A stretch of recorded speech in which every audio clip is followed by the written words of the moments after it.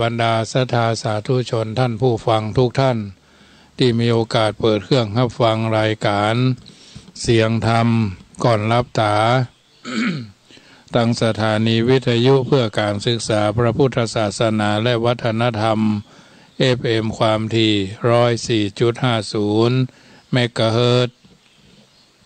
เป็นประจำเมื่อค่ำยามแลงเมื่อค่ำยามคืนของแต่ละวันโดยเฉพาะวันอังคารทุ่ม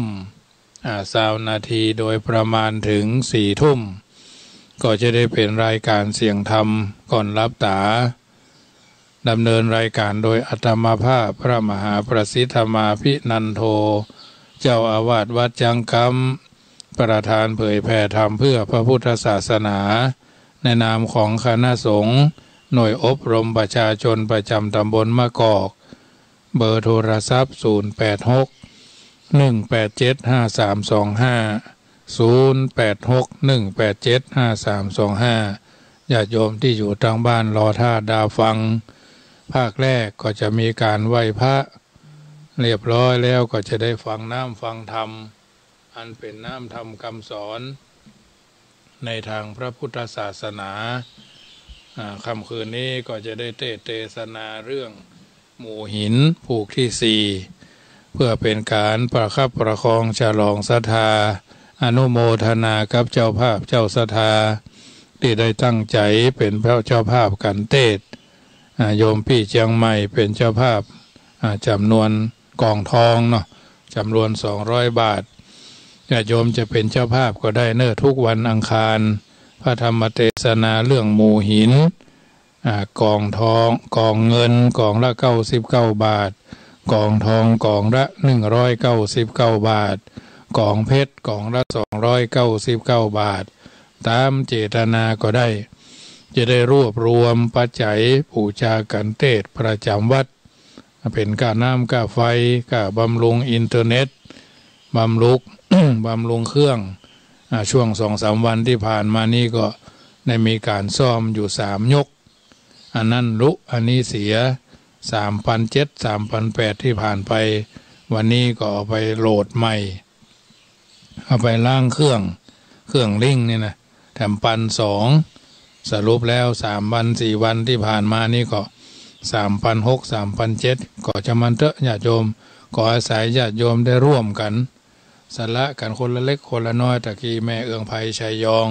ก็โอนปัจจัยมา 1,000 บาทนะพอดีกับเปียสตางค์เนนที่ขายขี้งัวเนาะ ขายขี้งัวออกไปก่อนถ้าญาติโยมโอนเข้ามาก็จะได้รวบรวมกันไปตามนั้นนะญาติโยมเพราะฉะนั้นบ่ต้องไปเครียดปัจจัยเพิ่นบอกว่าชำระหนี้ได้ตามกฎหมายนะได้จ่ายค่าไฟไปจ่ายค่าอินเทอร์เน็ตไปเนาะจ่ายหั่นจ่ายหนี้ไปแต่ญาติโยมก็ฟังรายการไปก็ร่วมกันได้เนอะเป็นเจ้าภาพกันเทศกันทำ99 199 299 2 คนกันก็ได้2 คนกันเงิน2 คนกันทอง2 คนกันเพชรก็ได้เอาแล้วเอาแบบสบายญาติโยมเอาที่สบายใจเนอะจะไปให้มันลำบากใจเฮาก็ถือว่าเฮาได้บูชาไฟไหว้พระบูชาพระธรรมเทศนาบางเตื้อเฮาได้ไปก็ให้ลูกให้หลานโอนเข้ามาได้ที่ธนาคารกรุงไทยโลตัสป่าซางนะกองทุนเพื่อการศึกษากองทุนนิธิวัดช้างคำนะเพื่อการเผยแพร่ที่ธนาคารกรุงไทยโลตัสป่าซางเลขบัญชีก็79800218894 79800218894บางท่านจะเป็นเจ้าภาพซื้อหญ้าคือน้องวัวน้องควายก็ได้นะเป็นก้อนละก้อนละ40 บาทถ้าเป็นตัน 3,500เนี่ยหรือท่านมีหญ้ามีหญ้าโอ้มเดี๋ยวนี้เขาจะตัดหญ้าในสวนรัศมีบ่เกิน15 กิโลเนาะเขาจะไปเอาญาติโยม 2-3 วันก่อนก็ปุ้นไปเอาเลยอ่างแม่วังซ่านหมดน่ะร่วม15 กิโลไปเอากัน3 ลำรถเลี้ยงได้3 วันพอดีฝนบ่ตกใส่มันโยกหลังนี่ไปเอาปรากฏว่าฝนตกใส่มันรีบเหลืองแล้วก็มันจะเน่าเนาะข้าใจเอาไปฮื้อเลยกึ่งหมอกกำปอเนี่ยนะญาติโยมอันเนี้ย บางคนเพิ่นตัดหญ้าในสวนเพิ่นไปเอาคนเดียวนะก็บ่เป็นหยังก็เอาคนขนเอารถไปขนเอาธรรมดาก็เว้นวันตัดญาติโยมถึงวันนี้ก็เว้นวันตัดคนมาตัดจ้างคนมาตัดจ้างคนมาขนเฮาก็ไปตัวนะถ้าเฮาไปนี่ก็ได้งานหลายถ้าเฮาบ่ไปก็ได้งานน้อยเนี่ยเพราะฉะนั้นก็ม่วนไปเขาเป็นคนกองเขาเป็นคนโกขึ้นรถนะรถ2 คันก็ไปให้มันเต็มที่แล้วม่วนงานสันเล่าออกกำลังตัวปิดหน้าปิดตา บางคนก็ตมาภาพทรงภาพเหมือนเจ้าบ้านเนาะแต่ทั้งรุ่มมาใจเนอะ ทั้งรุ่มเป็นสบงญาติโยมเพราะว่ายุงจะครบเนาะยุงจะครบอย่างใส่หมวกลายทหารนี่แหละชุดพรางนะก็บ่พิษบ่เพี้ยนนะอย่างญาติโยมรถก็บางเตื้อก็เน้นก็ครับได้ทุเจ้าก็ครับได้เพราะเฮาบ่ได้ไปให้ไปเอี่ยวหรอกบ่ได้ไปให้ไปแหวงไปทำงานหรอกเพราะฉะนั้นบ่ใช่ไปเอี่ยวอย่างที่เพิ่นลงข่าวยับได้หั่นได้นี่เนาะปุ๊บเข้าในโคในเหล่าเนี่ยไปเอาหญ้ากันเต็มเนี่ยบางเตื้อก็ไปลากข้าวโพดเต็มลำเนี่ยถ้าไปเอี่ยวไปแหวงขี่รถกะเวทกะวาดไปที่มันบ่ทางบ่เหมาะบ่ควรนั่นก็อันนั้นเขาบอกว่ากันเพราะฉะนั้นแย่งให้ญาติโยมได้ทราบช่วยกันไปเด้อจะเป็นเจ้าภาพกฐินก็ได้กองเงินกองละ200กองทองกองละ300กองเพชรกองละ500นะแล้วแต่ท่านปุ้น10พอดีวัดจังกำเนี่ยมันมีอยู่2วัดสำนัก1วัดกับ1สำนักนั่นก็จะตอดวันที่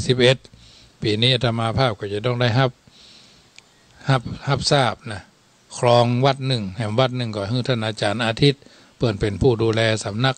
พี่น้องทางสุพรรณบุรี2พี่น้องเพื่อจะมาตอดเอาในฐานะเป็นเจ้าวาดเพื่อจะโอนวัดโอนสำนักคือเป็นที่ธรณีสงฆ์ของวัดสำนักปฏิบัติธรรมนี่ก็ถือว่าเป็นสำนักที่พร้อมนะญาติโยมสัก50 100คนนี่ปฏิบัติได้สบายห้องน้ำห้องส้วมสบายห้องครัวสบายนะศาลาปฏิบัติธรรมกำลังจะแล้วนี่ก็เป็นที่สปายะสบายญาติโยมไก่บ้านคนเนาะอันนี้ก็แจ้งให้ญาติโยมได้ทราบก็เป็นส่วนหนึ่งที่เป็นผลประโยชน์ของวัดจังกำเฮามีชีวิตอยู่เฮาก็ทำกันไปเอาลมหายใจจากตนอื่นจะมาก็จ้างเขาเตอะเมื่อยังมีลมหายใจทินได้ท่วงได้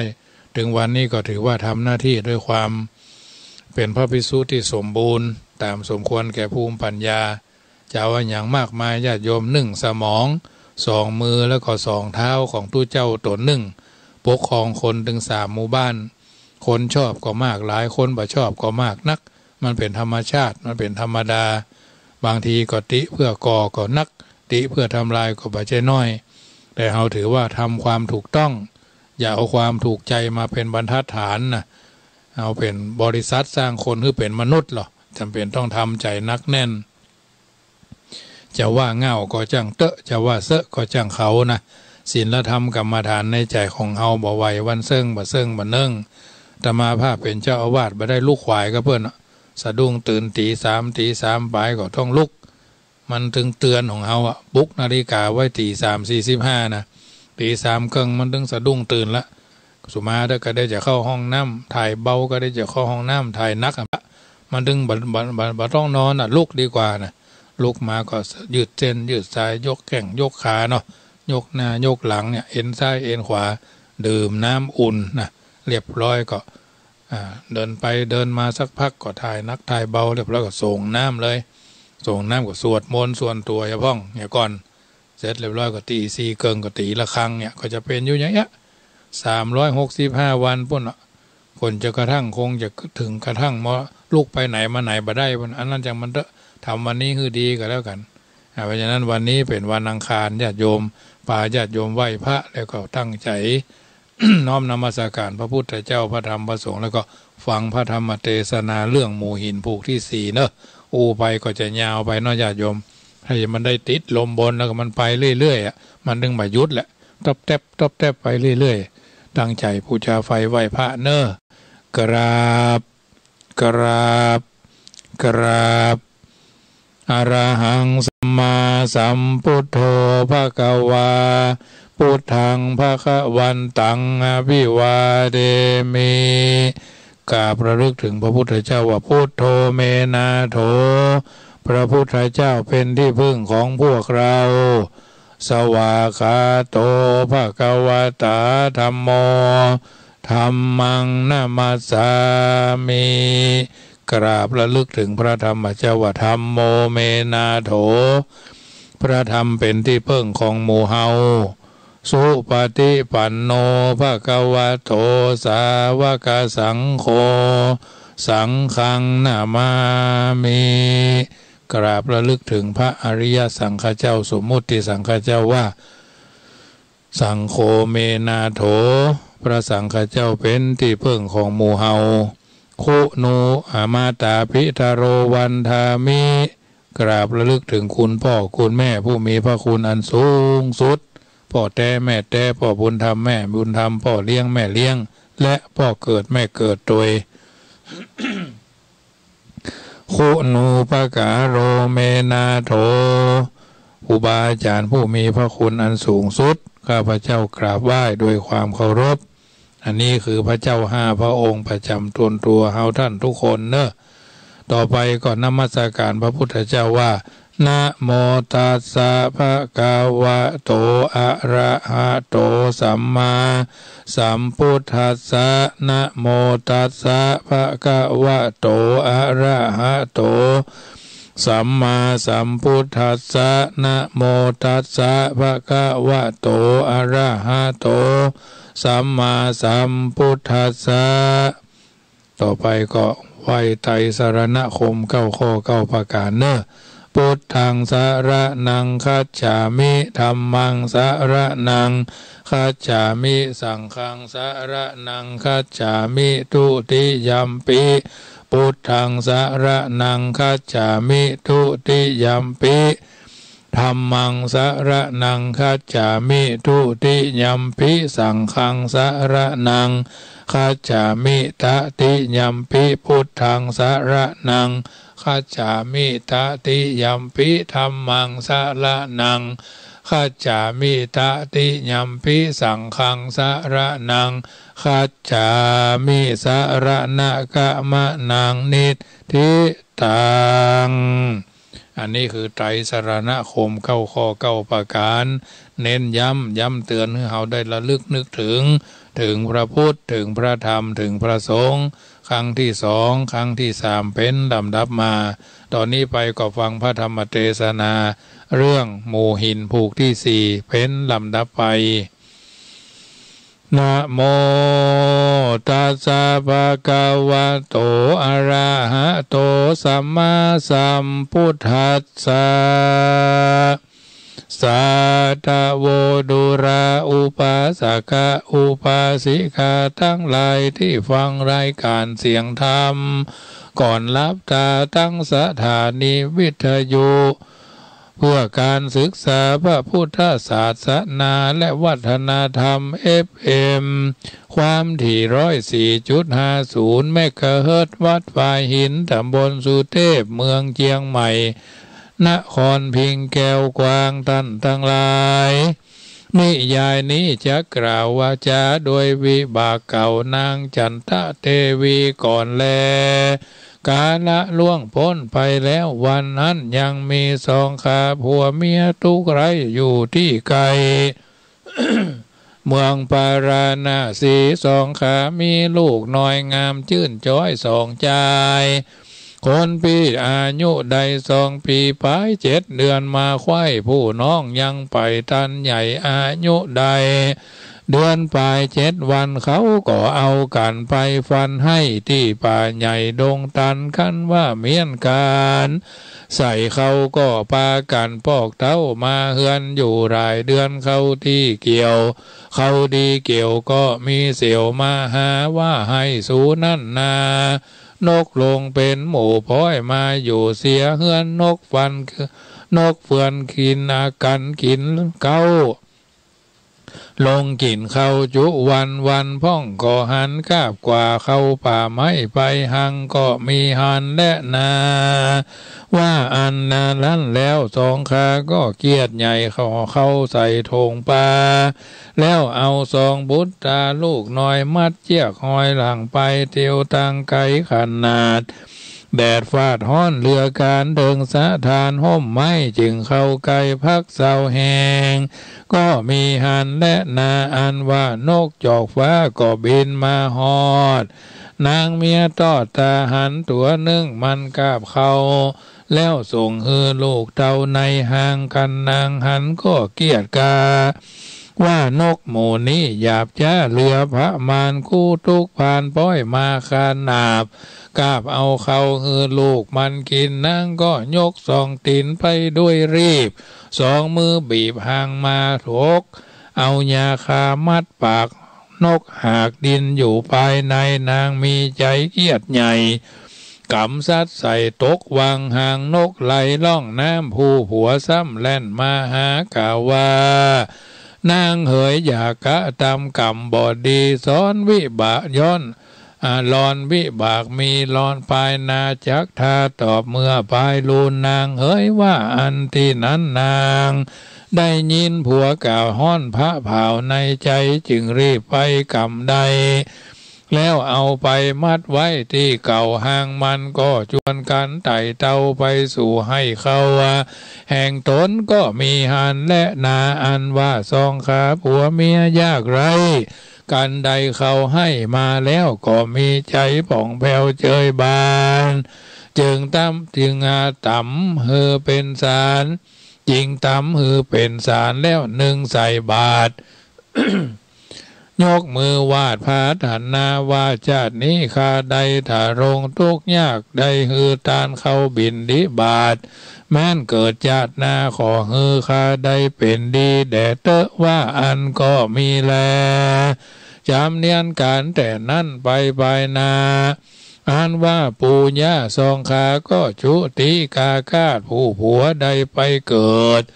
ในมัทธาราชนครใจผู้เมียใดเกิดในท้องประเทศทองปาลาหน้าสีใดเป็นนางจันตะเตวีหนุ่มเนาส่วนลูกเต่าทั้งสองก็เอาตนมาเกิดเป็นลูกพาเสดแห่งนางจันตะเตวีวิบากมีปางก่อนใดลูกนกน้อยอ่อนไหลฟ้องวิบากหลังสนองตอบใจพระญาบาปให้เอาใส่แปรไหลกันว่าผู้ใดยังใดหันยังลูกเต่าและลานตนเขาเววนสอดพายอย่าเขากะตามให้เอาลูกนกออกเสียหางวิบากปางตอบใส่ไปภายนาย่อมตกพานเหมือนนางนงคานหนอนเนา ได้พัดภาคลูกเต่าและผัวควานนั่นแหละตานเอ๋ยที่นี่ชักสั่งวันนั่นนาจะกล่าวถึงนางเต้าจันตะเทวีทะรงตุขีโศกเศร้าอยู่กับปู่ย่าเท่าสองขาได้3 ปีมาไข้แล้วนางแก้วก็ช่วยกะทำการหาอาหารเลี้ยงใส่บ่ได้ยั่งสักวันผิวพรรณนางหม่นเศร้าผมเจ้าแม่มีเหากำเก่าคำคว้างมีร่างบ่เหมือนหลังเมื่อยินทุกขังแสบไม่ให้หาลูกตึงวันมีใจพันกิ่งหอยกับลูกน้อยสองใจหาที่สบายบ่ได้ร้อนราดไม่ใจนางมากและนากาละนั่นนาอันว่านางจันตะเทวีหนุ่มเนาจึงจะเล่ากับปู่เฒ่าเศรษฐีพานว่าข้าแด่พ่อแม่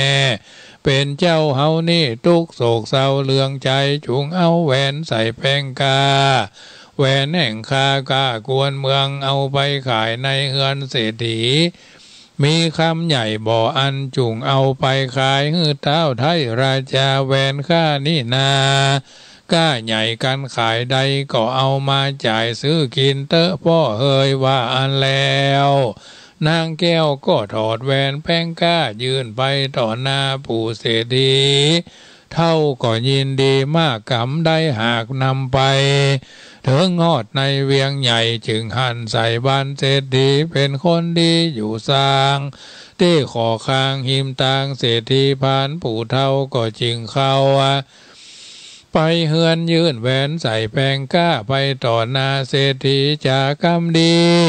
อ่อนอ้อยว่าดูราหลานน้อยเศรษฐีลุงมีแหวนพาเสดแล้วกำเลิศ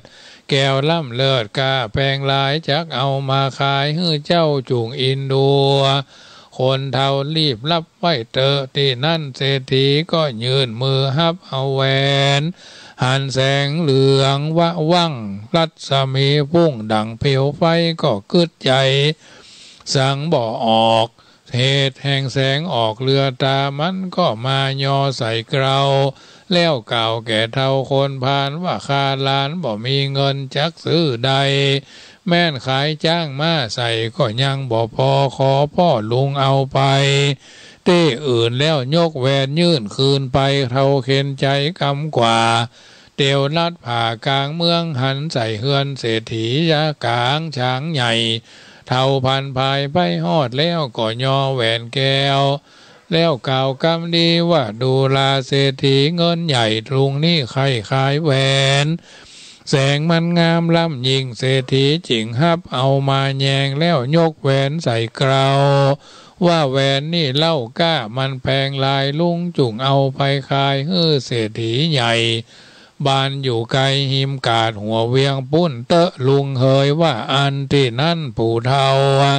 ผ่านย่ายกว่ากรมนาฟังเตียวไปถึงฮอดในขวงกวาง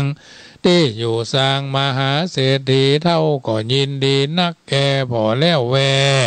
เข้าไปกำแหวนใส่แปงกายื่นต่อหน้ามหาเศรษฐีว่าลุงมีแหวนก้าใหญ่เอามาไข่จักขายขอโปรดภายซื้อไว้เพื่อฮือใดสืบจีวังแดดเตอะเศรษฐีหลวงก็หับเอาแหวนควงก้าใหญ่ยกขึ้นใส่เกศาว่าแหวนนี่นาลุงก้าใหญ่พออาจจักกะนาใดดีลีพิว่าคาจักตัดก้าก็เยี่ยวกว่ากลัวตาบอดแม่นจักเคาะขอดเงินคำคาก็ยังบอดเต้าก้าแหวนลุงราคาสูงแต่เล่าจุงเอาไปขายแก่เจ้าพญาข้าจักพาลุงไปส่งจะและนาว่าอ่านแล้วเศรษฐีหลวงก็ชวนเอาปู่เฒ่าไปหาเจ้าพญาแล้วก็ขาบไว้ว่าข้าแด่มหาราชเจ้าข้าเท่าทุกยากนักนาหาสังจะกินบ่ได้เหลือแหวนไว้จิงนำมาขอพระราชเป็นเจ้าจุงกำคนเท่าจุงกำคนเท่าเอาบุญแด่เตอะว่าอันแล้วก็เอาแหวนก้าใหญ่ใส่เนื้อขานยอถวายพันพญาหันแลนากันพญาได้หันแล้วรัศมีวันนะวังปุ้งคืนดังเปลวไฟเต้าก็ใครกำกล่าวว่าดูราปู่เทาเมืองจักเอาก้าเต่าใดนั้นจะแหวนวงนี่นาก้าใหญ่เมืองจักไว้ก้าเต่าใดนั้นจะที่นั่นเศรษฐีผานหวานไวว่าตามพระบาทไทยจักปงปานหูว่ามันวิเศษเหตุนี้จึงนำมาหาพระราชาจะพระราชาเจ้าตนภาพเงาสะเวยเมืองนี้และนาเมื่อนั้นพญาจำปาตนใหญ่มักไข่ใดแสงดีจริงว่ากูจักหือเมืองเป็นเศรษฐีดังเก่าเสเป็นเศรษฐีเล่าสองตีทาสาทาสีข้าคอยอย่างละร้อยเป็นแดนตั้งแก้วแหวนและเสื้อผ้าตั้งมั่งจะจ้างมาและหมูงัวควายเข้าของทั้งหลายกองก่อ เงินคำพอเต็มช้างกู้จักวางปันแก่เท่าเพื่อฮือเป็นเจ้าเศรษฐีจะและนาที่นั้นเศรษฐีผานก็ยอมือสารใส่เกลาว่าตามพระราชาเจ้าจักขุนนาและว่าอันเมื่อนั้นพญาจึงถามว่าดูราเศรษฐีเฮ้ยอันว่าแหวนวงยากาใหญ่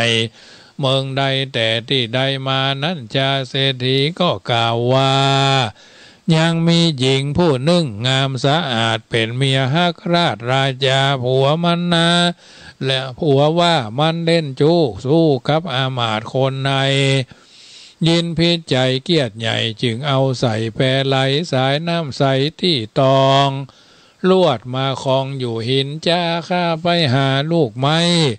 ได้ยินเสียงร้องรำไห้จึงเอามาไว้เป็นปุตติแหวนวงดีแปลงกล้าหากเป็นของลูกยิงคาดีหลีว่าแล้วเศรษฐี ก็ไวสาพญาพ่อคืนมาหาเมียและลูกเต่าปอปากตานเล่าเจียนจาว่าดูราสายที่ด้านลูกแก้วบัดเราบัดนี้เฮาได้เป็นเศรษฐีแล้วดังออกมาเหตุพญาเป็นเจ้าเอาแหวนลูกเต่าก้าแปลงเมืองแล้วแปลงเฮือนหลวงใหญ่แปลงเฮือนหลวงหลังใหญ่ฮือเฮาได้อยู่สวัสดีตั้งฮือเป็นเศรษฐียศมาเขาของหากหลวงลายตั้งงัวควายจ้างมาตั้งฝูงหมูคายิงจ่ายเงินข้ามลายของก่อเสื้อผ้าพอเต็มเยียและนาอันว่าลูกและเมียก็จมมากเอากันออกปากตูบน้อยลาไปถึงเติงในเฮือนใหญ่มีค่าใจยิงใจเขาคงควายอยู่ไกลเพื่อรับใช้ทรัพย์ประการพ่องก็เลือกเอาพาเผินการงามแง่มาฮือแก่จันทะเทวีว่าลูกสาวเศรษฐีนี่นางามอาจกวนอยู่ผาศาสตร์หอคำเขามีกำอ่อนบ่อหอนผู้จะแข็งก็มีหันและนากันถึง7 วันมาไข่เจ้าพญาใหญ่จำปาก็บอกคือเสนาและอามาตย์พระมณเจ้ากาหะบดีเศรษฐีและพ่อกาท่วนหน้าหมู่พระจาฮือปากันมาจุดาวมาสู่ภาษาเต้าราชากันว่าเขามาพร้อมแล้วเต้าตนแก้วก็เจียนจาว่าดูลาตั้นตังลายเหยมวลหมู่จุงตังนาอยู่ดาฟังวันนี้เฮาจักทูลขวัญเศรษฐีเก้า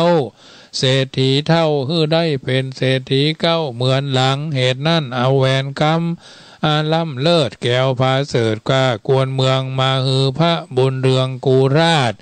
กูจึงปราศาสตร์ถือเป็นดีและว่าอันแล้วเต้าก็ฮือเสนาเก้ารีบแต่งเครื่องเข้าทูลขวัญตามโบราณแต่ก่อนบ่ฮือผ่อนสักอันกันเสนาแต่งแล้วเต้าตนแก้วก็อภิเษกอดิเรกมงคลว่าฮือมีสรีที่ข้าเที่ยงเต้าทั้งลูกเต้าและเมียตนอย่ากังวลเดือดไม่อย่าเจ็บอย่าใครอย่าเก็บไข้หนาวในฮือมีใจใสสะอาดพยาธิอย่ามาปาดมาตองในแห่งห้องสันดานจุงสุขบานเที่ยงเต้าอย่ารีบเข้าสู่ มรณาแดดเตอว่าอัน แล้วก็เบิกใบระวายสีใส่ชื่อว่าเศรษฐีแสงแป้งก้าเศรษฐีแสงแป้งก้านี่แหละนาอัน2 ปู่ย่าก็ได้เป็นดีกับเทวีลูกเต่าบ่โศกบ่เศร้าเครื่องขีนางจันทะเทวีหน่อไทยมีคาใจอยู่รุมราบ่โศกาเดือดไม่เป็นดั่งใดอยู่เมืองหลังวันนั้นแหละนาอันว่าเจ้าพญาจำปาเต้าก็มีบุตรตาใจนึ่งงามบ่เศร้าอายุเจ้าใด15 ปีไข่เติงมาพญาตนป้อ ก็ได้ยินข่าวลือจาว่าพญาปาราณสีมีลูกหญิงงามชื่นช้อยชื่อนางนาฏน้อยพระภาวดีเต้าก็มีใจจงใฝ่มักให้ได้เป็นสะใภ้สืบปาลา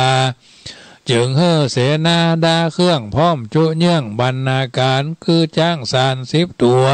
งัว10 แม่ม้าเข้าเครื่องแห่10 ตัวเครื่องครัวตาล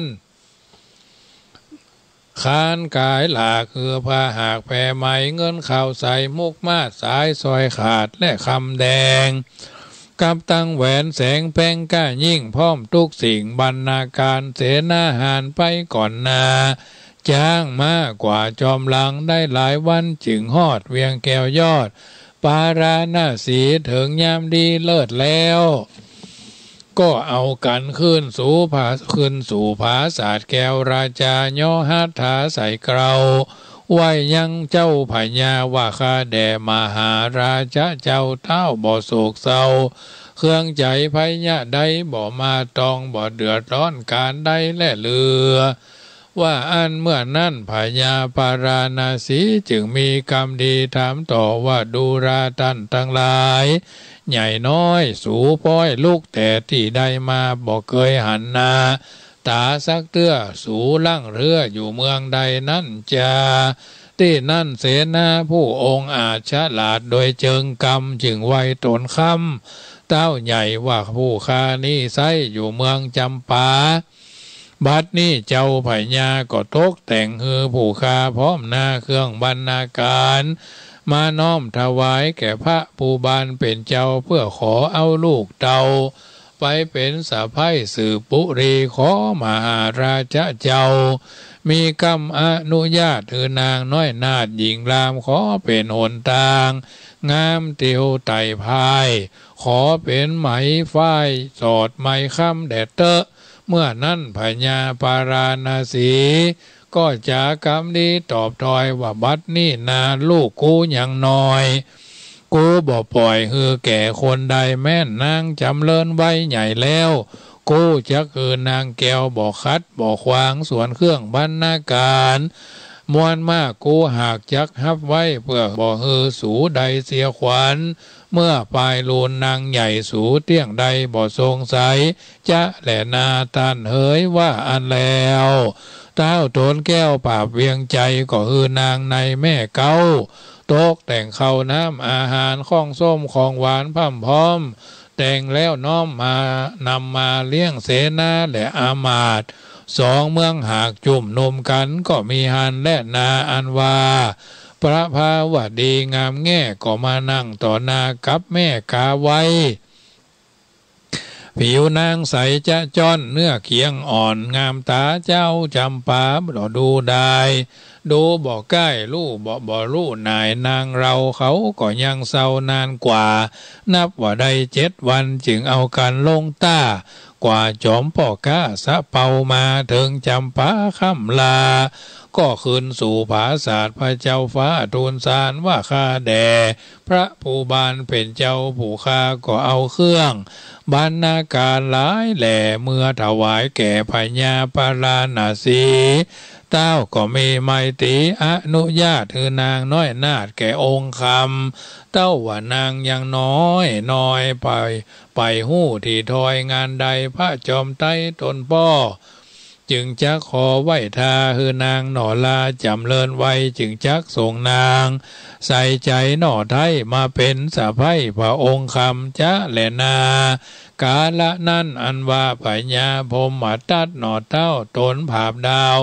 ปาราณสีกันเสนาจำปาหนีจากห้องพอกไปสู่ประเทศท่องจำปาเต้าก็มาเตเครื่องบรรณาการหลายหลากเสื้อผ้าหากแพรพันเต้าก็หันใส่แหวนแป้งก้าอันเป็นของนางหนอลาจันตะเทวีจำได้ดีบ่แผกเต้าก็อกแตกให้กลางหอเสนาพ่อสะดุงแตกตื่นฟุ้งเล่นมาหาถามว่าพ่อข้าเหยพระบาทไทยเหตุใดพ้อยมาร้องรำให้อันจาว่าอันเมื่อนั้นพญาจึงกล่าวว่าดูราเสนาเหยมวลหมู่กูได้หันแหวนเก่าแห่งนางหน่อเนาจันตะเทวีคุ้มใจกิ่งหอยกูมีใจกิ่งหอยกึดถึงนางนาดน้อยกับสองกุมารมายินผ่านร้องรำให้เหตุฮืออีบาปใบกาไว้กับคนในใจหยาบคือสุทธะและสุนันตะอามาตย์สองคนเขามาโยสนส่อฟูฟังกำหม้อแต่ดีลีอีกาไว้บ่ดีกูจักคือมันหนีจากห้องจักเอาไหลล่องคงคาจะแหลนาว่าอันแล้วก็ลงมาจากผาศาสตร์แก้วตันใจไปหานาง กาไว้เศร้าว่าสูนี่เล่าสนสอเมียกูสู3 คนใจบาปเมียนจาดแล้ว2 คนเพื่อสูยุสนสอเมืองพอแตกกับสูกู้จักขาเมียนจาดแล้วกำพมตื้นยากลากถูเต้าตากนอนงายเอาค้อนควายตีลายเตื้อพาเสือบอติดตัวนางยินกลัวร้องรำไห้ยกมือไวกิ่งเกือกไปมานางประภาวดีหน่อไทยก็วอนว่าขอใจว่าขอพ่อได้คุณนะขอพ่อพญาติไว้จุงไว้ชีวิตแม่คาสักกรรมเต้าอินดูนางตาดำลูกแก้วก็วางไว้แล้วยังแม่กาไว้ยังสั่งเสนาในหาดนาว่าสูงจุงเอานางเต้าอีกาไว้ใส่แพไหลล่องน้ำฮือชีวิตความสู่มรณาแดดเตอะว่าอันตินั้นนาเสนาหารมวลมากก็จักก็ลากนางเทวีไปสู่หน้าที่น้ำใหญ่แล้วเอาใส่แพไหลนางตกใจให้สั่นพองน้ำบั่นแพลอยไปวอยละล่องสุดเสียงป่องสายตาก็มีหันและนาดูแลสะปูลิสะตั้งหลายผู้ฟังรายการเสียงธรรมก่อนรับตาตึงยิงตึงใจหนุ่มเทาอย่าใจกำเศร้าโมหาอย่าจ๋ากำสนกำสอบ่มีบ่ดีแปลงใส่บ่ใหญ่บ่ดีแปลงเอาจักหันต่อหน้าดังนางกาไว้นั่นแลอันว่าพญาโพมตัดราชาเจ้าพาลาก็มีพิยาจอดห้อยนางนาดน้อยจันตะเทวีกับสองสลีลูกน้อยเต้าจึงกล่าวถ้อยแก่เสนาว่าดูราเสนาเอ๋ยมวลหมู่สู่จุงแต่งคนลงสู่กงกาไปถามหานางจันตะเทวีนอนเน่ากับลูกเต่า2 องค์คือเจ้าคัตติยะวงศาและพระรมจารีน้อยนาถจูงไปสู่ภาศาสพญาจำปาถามข่าวหาเมียกูและลูกเต่าถามยังพญาเจ้าโตนปราบดินแดนบ่แหวนแพงแสงก้าใหญ่เต้าไทยใดแต่ที่ใดมาเต้าจำปาบ่ฮู้จำปาหู้แห่งเตียงจักแจงไข่ปันจะแหลนาว่าอันอามาตย์แดเสนาหับเอาอาจยาใส่เกลาวันพูกเจ้าก่อนล่องเหือไปตามฟองใหญ่สะพองใส่น้ำใหญ่นับว่าใด17 วันจุงเอากันไปฮอดจอดต้าน้ำเมืองจำปาแล้วก็ลีลาเตียวกว่านับว่าใดวันหนึ่งถึงเมืองก็คืนสู่ภาศาสเรื่องเต้าไทยครบนบขาบไว้ทูลสาว่าข้าแด่มหาราชเจ้าบ่ทุกข์บ่โศกบ่เศร้าเครื่องใจพญาใดบ่มาตองบ่ขุนคองการใดและลือว่าอ่านเมื่อนั้นพญาจำปาตนองค์อาจจึงว่าทวาดถอยคำถามว่าดูราเสนามวลหมู่สูอยู่ห้องเมืองใดเครื่องใจสังและมาฮอดขอบอกตนกู้แด่เตอเมื่อนั้นเสนาผู้องค์อาจจึงว่าทวาดไว้ทูลสารว่าข้าแด่มหาราชเจ้าตนนั่งเกาป่าจาผู้ข้านี่นาอยู่พาลาหน้าสีเมืองกวางบัดนี้พระเจ้าจ้างใจมาถามว่าแหวนวงงามเลิศแล้วแหวนแก้วก้ากวนเมืองอันพระบุญเรืองเอาไปสอดเพื่อขอนางยอดแก้วป่าภาวดีเอามาเป็นสลีสะพ้ายพระบาทไทยใดแต่ที่ใดมานั่นจะเมื่อพญาจึงกล่าวว่าดูราเสนาเฮยผู้แกว่นไตแหวนนั่นใส่กู้ได้แต่เศรษฐีผานผู้เทามันเทาเงามันเทาเงาแต่เดิมทีว่ายังมีนางผู้นึ่งงามอาจใบพัดภาคลูกเต่าและพัวตนให้เลล้นบาบันฝั่งน้ำคงกาเศรษฐีเอามาเลี้ยงไว้นับว่าใด3 ปีบ่มีสั่งใจทุกยากไรหิวหอดนั่งจึงถอดเอาแหวนคำฮื้อเศรษฐีนำมาสู่ยังที่อยู่แห่งตนกูเล้งดูก้าใหญ่จึงไถไว้ลวงหลายตั้งงัวและควายจ้างมาตั้งฝูงหมูคา ยิ่งจ่ายเงินคำหลายล่ำยิ่งแล้วจึงแต่งเป็นเศรษฐีเฮือนมันมีที่ไกลภาษาไทยตนกูนี่แหละนาที่นั่นก็มีใจขี้จมบานย่อมือสารใส่เกลาไว้พระบาทเจ้าแล้วลวดลงหอว่าข้าจะขอไปผ่อนางหนอนเอากันเข้าไปสู่เฮือนเศรษฐีนางจันทะเทวีหันก่อนก็รีบไปซ่อนอยู่ในหอก็มีหันและนาที่นั่นเสนาผู้ฉลาดก็ออกปากถามว่าข้าแด่พ่อเศรษฐีเป็นเจ้าผู้ข้าไข่หันลูกยิงเจ้าพ่อเศรษฐีบ่หันมีอยู่ห้องพ่อเรียกห้องนางมาเตอะว่าอันแล้วเศรษฐีก็เรียกนางแก้วมาว่าดูลาลูกฮักแก่พ่อเจ้าจุงใจหม้อมาปันมาดาขันปูชาหมากเมียงเพื่อตำเลี้ยงแขกแก้วมาเอือนแด่เตอะนางจันทะเทวีงามแง่ก็คืดยากแก่นักหนาบ่ไข่หันหน้าเต้าเก่าคงขนางขะนิงเล่าในใจดักอยู่ในน้อยนึ่งแล้วนางแก้วจึงออกมาหาเสนาหันบอกคาดก็ก้มกราบไว้กอดตีนนางล่ำบอนข้างจะใจพ่องก็ยอขันดอกไม้เทียนคำนางบ่มีคำจักปากมีแต่น้ำตาหากเปปังหลั่งไหลเสนาในวอนเล่านางหนอนเนาจึงเจียนจาว่าดูราเสนาเฮยม้วนหมู่กูจักอยู่กับพ่อเศรษฐีปาราณสีเมืองใหญ่ก็บ่อไฟก็บ่อไฟปอสองพญาเจ้าของศูนย์นั่นใบเกากูใส่แปรไหลสองใส่ใจลูกแก้วก็พัดภาคแล้วบ่หูทางใดก็ยินเจ็บใจขนาดสู่จุงเอากันกาดกราเมื่อแดดเตอะว่าอันเสนาและอามาตย์ก็บ่อาจจักอยู่ใดจึงไวนางแล้วสั่งอำลาปอกเมื่อ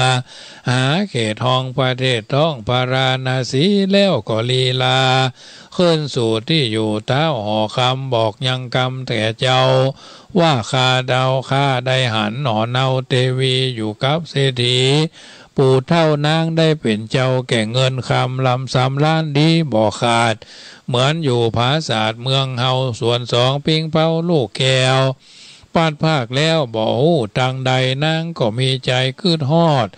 ยังสองยอดพุทธาล่ำบอนหาจะใจนางร้องรำไห้อยู่วันจุวันผู้คายอขันดอกไม้ขอนางหน้าไทยคืนหลัง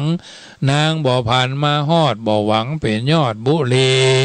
จักอยู่กับเศรษฐีปู่เท่าบ่หวังเป็นเจ้าพอสองว่าอันก็มีแลเมื่อนั่นพญาก็มีโสการ้องรำไห้จะใจวอนหาจะใจร่ำบอนหาเทวดาอยู่ผาศาสตร์ก็ไข่หัวใส่เต้าที่ลาดลาจาว่าพญาตนนี่นางง่าวใบมาร้องรำให้เหตุสันใดนั่นจาก็มีวันนั้นและนาเนติตังขีญาสั่งวันนานาวิเศษจาห้องเหตุหมู่หินบุกทวนสี่ด่าถึงที่ดีฟังนิยายยังบ่อนอบานน้อยจุงเอากันก้อยฟังตาไปก็บังกมสมเลศเสียเต้าอีก่อนและแลญาติโยมสาธุชนท่านผู้ฟังทั้งหลายพระธรรมเทศนาหมู่หินผูกทวนสี่ญาติโยมก็ฟังกันมาเนาะสรุปแล้วกรรมใดใครก่อเนาะกรรมนั้นก็ย่อมจะตอบสนองเนาะนี่เป็นเรื่องที่เฮาท่านทั้งหลายจำเป็นจะต้องสั่งวรละวังนะไปปากันจันทะเทวีตะก่อนปากันเนี่ยให้ใส่เนี่ยเพิ่นว่าเนี่ยเข้าให้นกก็ลงกินปรากฏว่าหันนกมีเพื่อนเศรษฐีว่าสู่เขาละเข้าไว้ให้เนาะนกลงกินหยับแน่ปากันไปพอร้อยหรอเอาละปากันเนี่ยห่อเข้าห่อน้ำใส่ถุงปลาจะไปเซาะที่นี่ไปมันไก่เนาะหลายกิโลอย่าสมัยก่อนอาตมาภาพไปอยู่กับพ่อกับแม่ช่วงที่โรงเรียนปิดเทอมป.3 เนาะเดินจากวัดอากาศแม่โจ้หน้ามหาวิทยาลัยแม่โจ้สมัยนั้นส่วนต่าง2 เลนไม่ใช่สมัยเนี้ยเดินจากกาดแม่โจ้ไปอยู่หลังพุ่นในป่าในห้วยพุ่นลายห้วยพุ่น หลังมหาวิทยาลัยแม่โจ้ผ่านวัดวิเวกวันน่ะน้องอาตมาภาพเป็นน้องสาวตายคนหนึ่งแม่เกิดมาก็ลูกสาวก็ตายเอาไปฝังไว้ไปฝังไว้ที่ต้นเหมือนต้นบักปินก็เลยใส่ลิ้นน้องหนึ่งนี่นะการในวัดวิเวกกันนะเดินไปพุ่นร่วม10 กว่ากิโลตี3ป้ากัน2 แม่ลูกมาขายนอบางเตื้อก็เอามาตัว2 ตัวเนาะขายนอต้มนออาตมาภาพนี่ตกถังน้ำอ้อยนะเกือบตายแล้วนะมือยังเป็นห้อยถูกมาเถอะตีนซ้ายตีนขวายังเป็นห้อยเท่าประเดียวเพราะฉะนั้นมันลงไป3 ขา2 ตีนก็1 มือเนาะมือตะพอดีน้ำอ้อยบอกกำลังห้อนเนี่ยปวดท้อดีบดีไปตายไม่ได้มาบวชเป็นผู้เจ้าไม่ได้เป็นมหานะญาติโยมเอ๋ยดีนะบุรพรรมกรรมเก่าเอาก็ถ้าจะเนี่ยอย่างสักอย่างแต่ก่อนนะเปิ้นอีดอ้อยแล้วโอ้ยอีดอ้อยนี่3 คนโอบก็ยังป้นยังมารอบเลยนะเอาควาย2 ตัวอีดอ้อยถึงวันนะเดือนแจ้งนี่เปิ้นอีดอ้อยคืนหุ่งหรอต้มน้ำอ้อย2 กระทะเนี่ยเดินทางแต่ก่อนเปิ้นเดินทางกันหรอเนี่ยเป็นบุรพกรรมเก่าเนอะญาติโยมฟังอันนี้เป็นนิทัศนะอุทาหรณ์เตือนจิตสักขีใจมันจำความได้หมดถ้าเราจำความดีสติก็มาสติมาปัญญาเกิดนะสติเตลิดจะเกิดปัญหาอันนี้ก็เหมือนกันนางตัวนี้นางกาไว้ก็ได้สร้างกรรมวิบากเอาไว้จันทะเทวีก็มีกรรมเหมือนกันได้เอาแหวนไปขายเนาะพัดภาคจากกันลูกก็พัดไปอยู่ติ่งแม่ก็พัดไปอยู่ติ่งปรากฏว่านางเสร็จนางเจ้าของเข้าให้เนี่ยเอานกโจ่งลงน้ำแฟนเพื่อนยังดีกึดดีได้เป็นเจ้าพญาพมทัตราชาโอ้สูจะไปเนี่ยอย่างอันคำเว้นนะบัดดี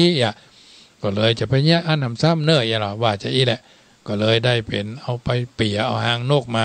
เอาคืนนะลูกก็เลยปัดไปเนี่ยมันเป็นเรื่องลำดับลำดาญาติโยมตั้งใจฟังเนิ่นนั่งเรื่องนี้เข้มข้นไปเรื่อยๆนะยังแถม10 ผูกนะเรื่องนี้นะมันมี14 ผูกหรอฟังกันไปเรื่อยๆเจ้าพญาเอาแหวนวง1 ขาย3 เตื้อกว่าจะได้ขายข้างค่าย4กันนะไปขายให้เจ้าพญาจำปาเจ้าพญาจำปาก็มีลูกเบาใครได้ลูกสาวลูกไผ่เหรอขายให้ตั้งเป็นเศรษฐีคนเท่าพ่อเลี้ยงแม่เลี้ยงของนาง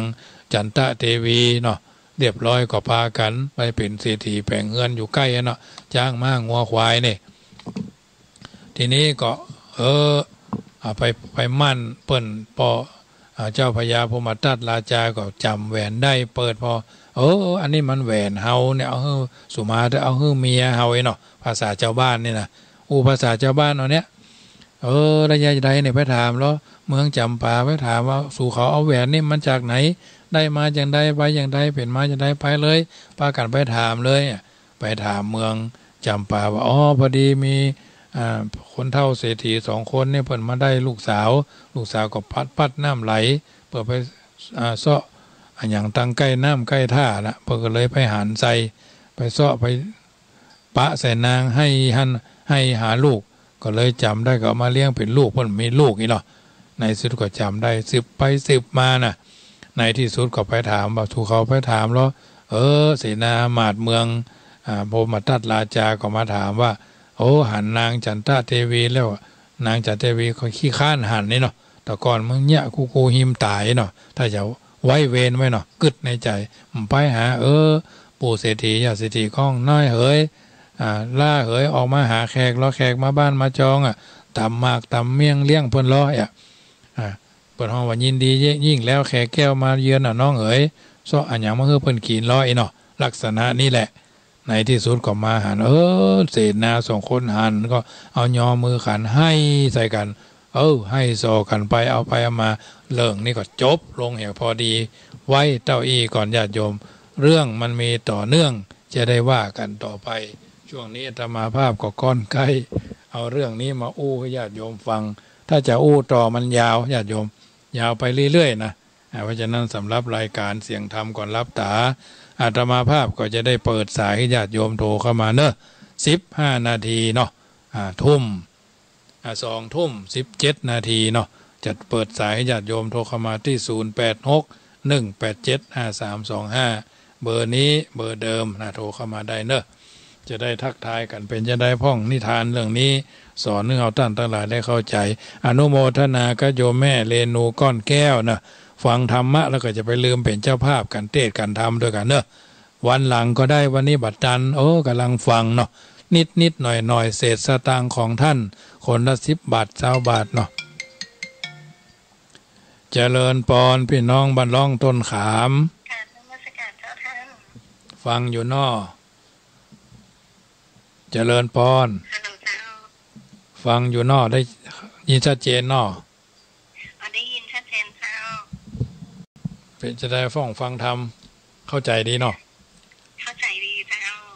ากำลังม่วนเลยอ่ะน่ากำลังม่วนจะว่าต่อก็ได้มันต้องฟังไว้เป็นทุกวันอังคารเนาะจะเป็นกำลังใจเนอเจริญปอนบ้านร้องต้นขามสายที่1แม่สายที่2แม่เรนูก้อนแก้วสายที่1เนาะ0861875325โทรเข้ามาเนอะใกล้ๆจะหมด10 นาทีธรรมาภาพก็จะได้ดื่มน้ำฉันน้ำเนาะจะได้เปิดสายแล้วญาติโยมก็ฟังเป็นชุดที่1รายการไลน์ก็โทรเข้ามาเจริญปอนแม่รัตดาพี่น้องพะเยาเจ้าแม่ฟังไม่พูดเจ้าฟังชัดเจนดีเนาะชัดเจนดีม่วนห้องแล้วฮะห้องเฮียนล่ะเจ้าขึ้นมาบนเฮือนแล้วกะเจ้านอนหลุมเจ้าฝนตกกันนะมุ่นตกฝนนะเจ้าอันนี้กำลังย่างได้2 วันวันนี้นี่เฮ็ดก็เริ่มออกแล้วแต่ว่าก็โตกึ่งเจ้าฟังเข้าใจเจ้าวังเข้าใจก่อนอนุโมทนาก็แม่เนอเจ้าเจริญพี่น้องพะเยาเจ้าโมทนาแม่บัวพัดกุมเพียงกุมกามฟังอยู่นอกำลังให้ทุกแก่ท่านทุกนั้นถึงตัวเนาะไปตามเรื่องเนาะเจ้ากรรมมุนาวัตติโลโกเป็นกำลังใจแม่บัวพัดเจริญเจริญพรแม่บัวพัดเวียงคุมกามสายที่3สายที่4เนาะแม่รัตดาชัยมงคลปุ้นอำเภอจุนพะเยาปุ้นอันนี้เพิ่นก็โทรมาฟังทางเฟซเพิ่นฟังวิทยุไปได้ก็ฟังทางเฟซหลายคนเนาะที่ฟังทางเฟซไลฟ์แม่อัมพรกันถ้ามีนะอันนี้ฟังอยู่เนอวันโยมแม่หลวงสายฝนจันกุณะอันนี้ก็ไม่ได้ยินเสียงเมิ้นนะฝนทั้งหนองผ้าขาวในกระจะตกโยมแม่มาลีกัลยาโยมวนิดาอันนี้ฟังเมื่อ6 โมงป่ายแม่อัมพรเนาะโยมพี่เชียงใหม่โมทนาตัวเนอโทรเข้ามาเนอยังแถม4 นาทีเนาะ4 นาทีทองโทรเข้ามาเนออยู่จุดไหนมองใดพี่น้องทางในเวียงทางบ้านต้อถ้าอย่าไว้วัดจ้ะแม่ยอดดอยสะเก็ดฟังอยู่จ้ะจะได้เนาะตัวแทนดอยสะเก็ดก็โทรเข้ามาละพี่น้องตะสันกำแพงว่าจะได้พี่น้องบ้านแม่ออนว่าจะได้พี่น้องไทยเวียงเชียงใหม่ก็คงจะฟังกันเป็นส่วนใหญ่เนาะบางคนก็ยังช่วงนี้ก็ยังวุ่นกับบางคนก็จะปิดร้านพี่น้องทางแม่ริมแม่แก้วลูน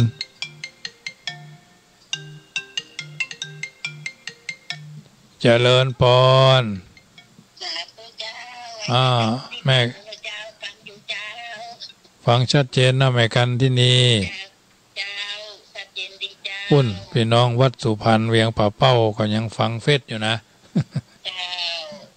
เจ้าโมทนาก็แม่เนอเจ้าอันนี้เป็นอยู่ปุ้นแม่น้อยสันเข้าแคบโทรเข้ามาใหม่เนอ07218นะโทรเข้ามาใหม่MC นะ3 นาทีนะญาติโยมโทรเข้ามาช่วงแรกนี้อาจจะวุ่นในการปิดร้านปิดอย่างบางคนก็กำลังจะเข้ารับเข้าเนาะบางคนกำลังอาบน้ำอาบท่าหลายอย่างหลายประการเนาะเจริญปอนแม่น้อยสันเข้าแคบฟังอยู่เนาะ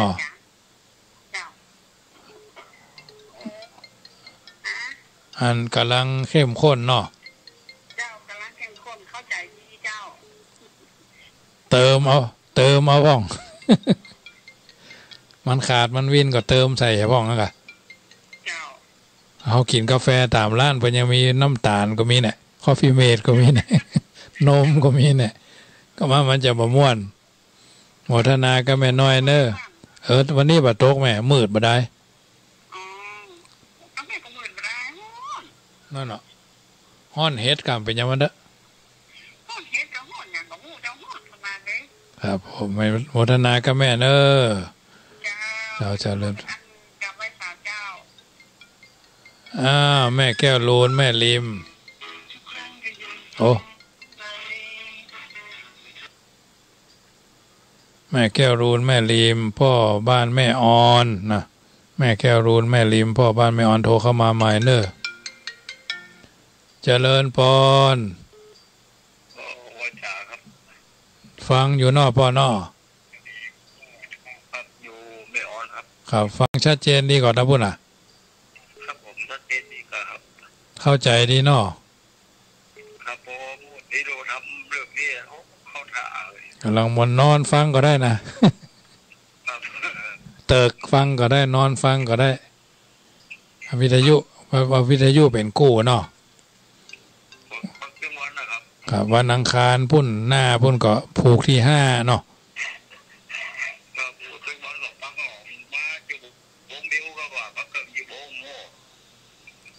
ไหน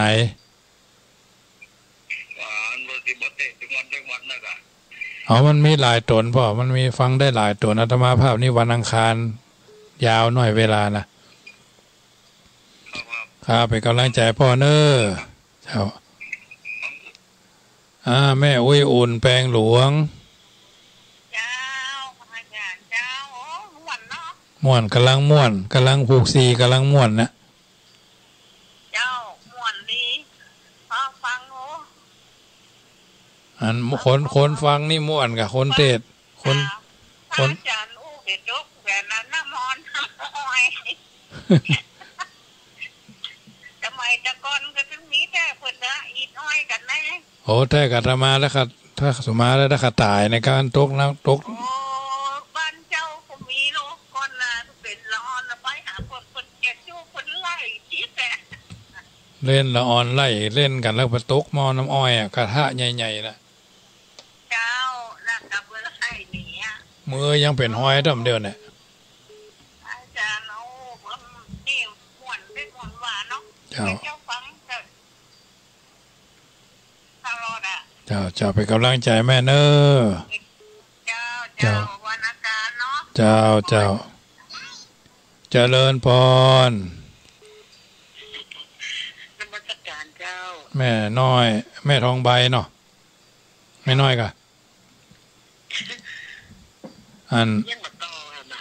โอ้มันจะจบเว้ยฮะวันการวะกะแล้ววันนี้ท่านจะเทศถึง4 ทุ่ม4 ทุ่มก็เจ้าถึง4 ทุ่มก็เดี๋ยวก็จะฉันน้ำอุ่นน้ำร้อนสักกรรมแล้วก็จะต่อ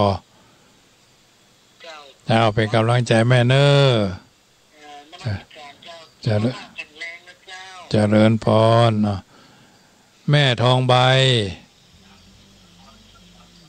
โยมแม่ทองใบติดแล้วเนอพิษวิทยุโดยไปสาเจ้าฟังเข้าใจดีเนาะวันนี้ม่วนดีบ้านที่กำลังเริ่มปลูกทีเละปลูกเละอยู่บ้านหมกเป็ดกำลังทั้งวันลานี่ในวัดนี่ก็2ถึงผูก3ในวัดนี่ถึงผูก3แล้วเริ่มแรกฟัง2ต่อก็ได้นับในเน้นย่ำเป็น2เตื้อเนาะ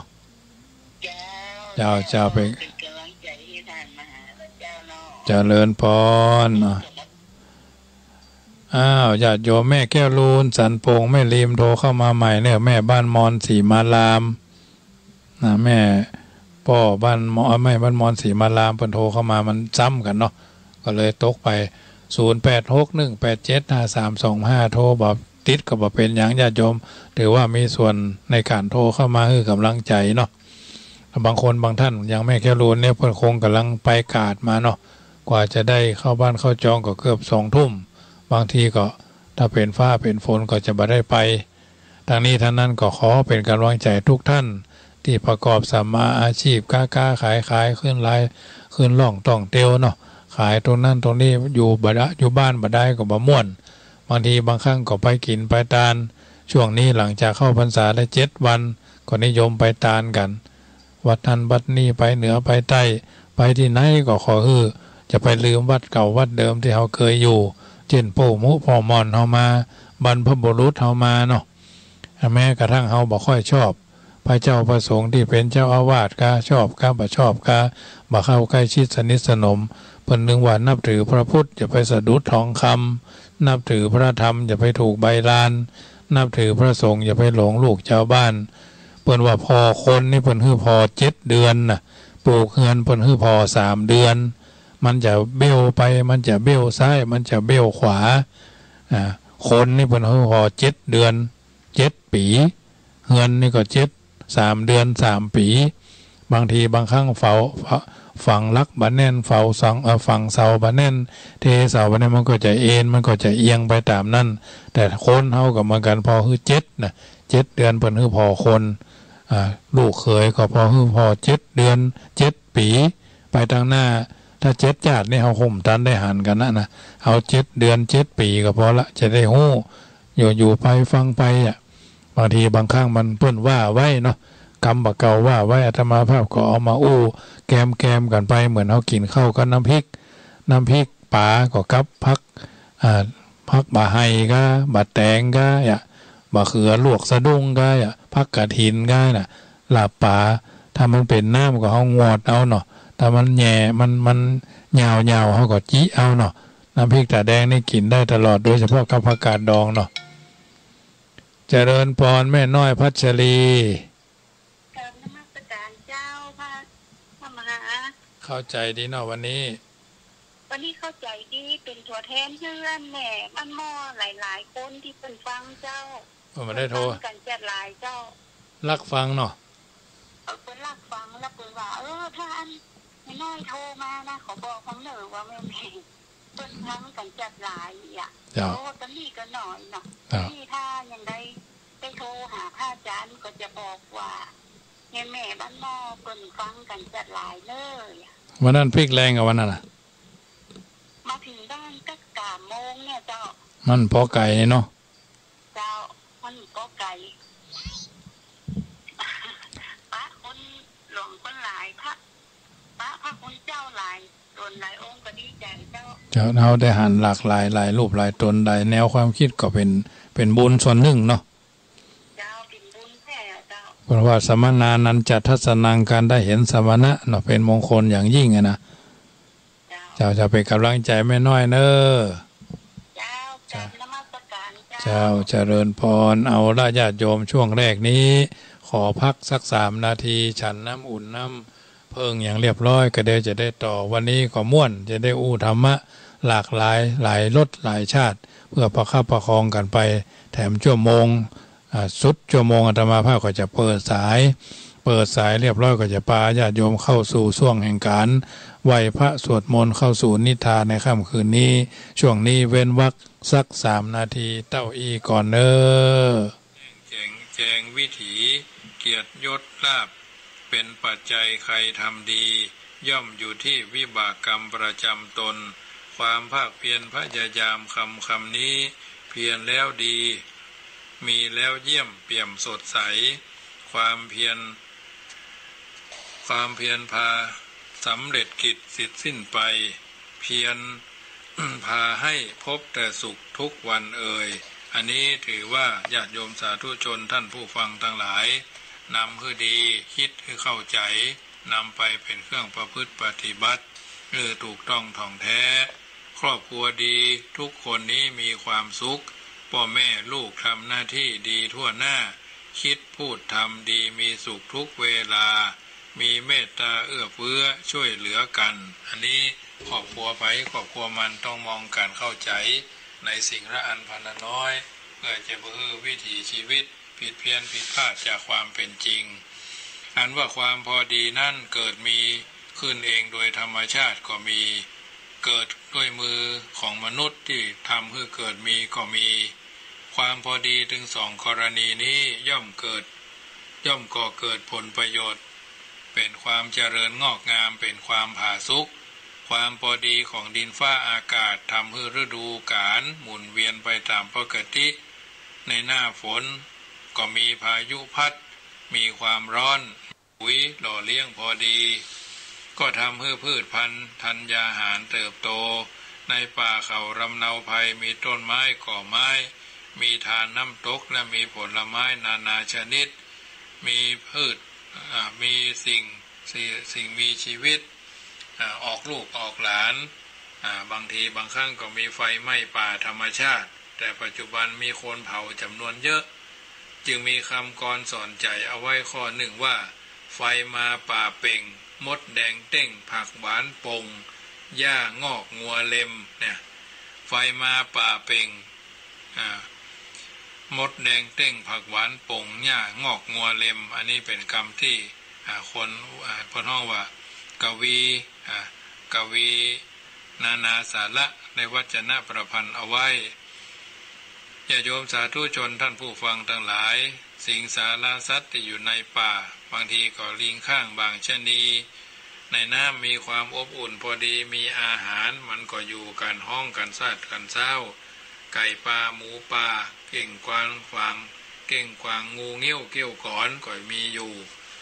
ก็มีพวกเต่าปลาอยู่ตามลำธารห้วย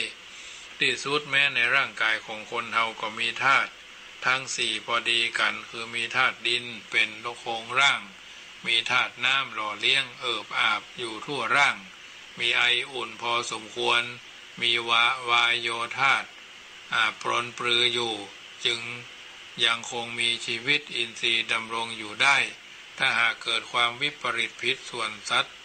ไปบ่าพอดีก็เกิดความเดือดร้อนเช่นหน้าฝนก็มีพายุพัดแรงเกินไปฝนก็ไปตกเนาะอย่างแต่ว่าวันศุกร์เนี่ยบางที่ก็บ่ตกมืดครึ้มอากาศแปรปรวนน่ะอากาศมืดฟ้ามัวดินเป็นหมอกเป็นฟ้าเป็นหมอกเป็นควันน่ะเพราะฉะนั้นบางที่เพิ่นมีฝนตกฟ้าห้อง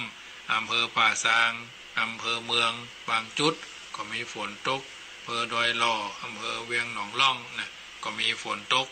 ทำให้เกิดภาวะฝนแรงก็ดีทำให้ในดินมีน้ำมากไปพืชก็เน่าเสียในร่างกายของคนเฮาถ้ามีความเกินพอดี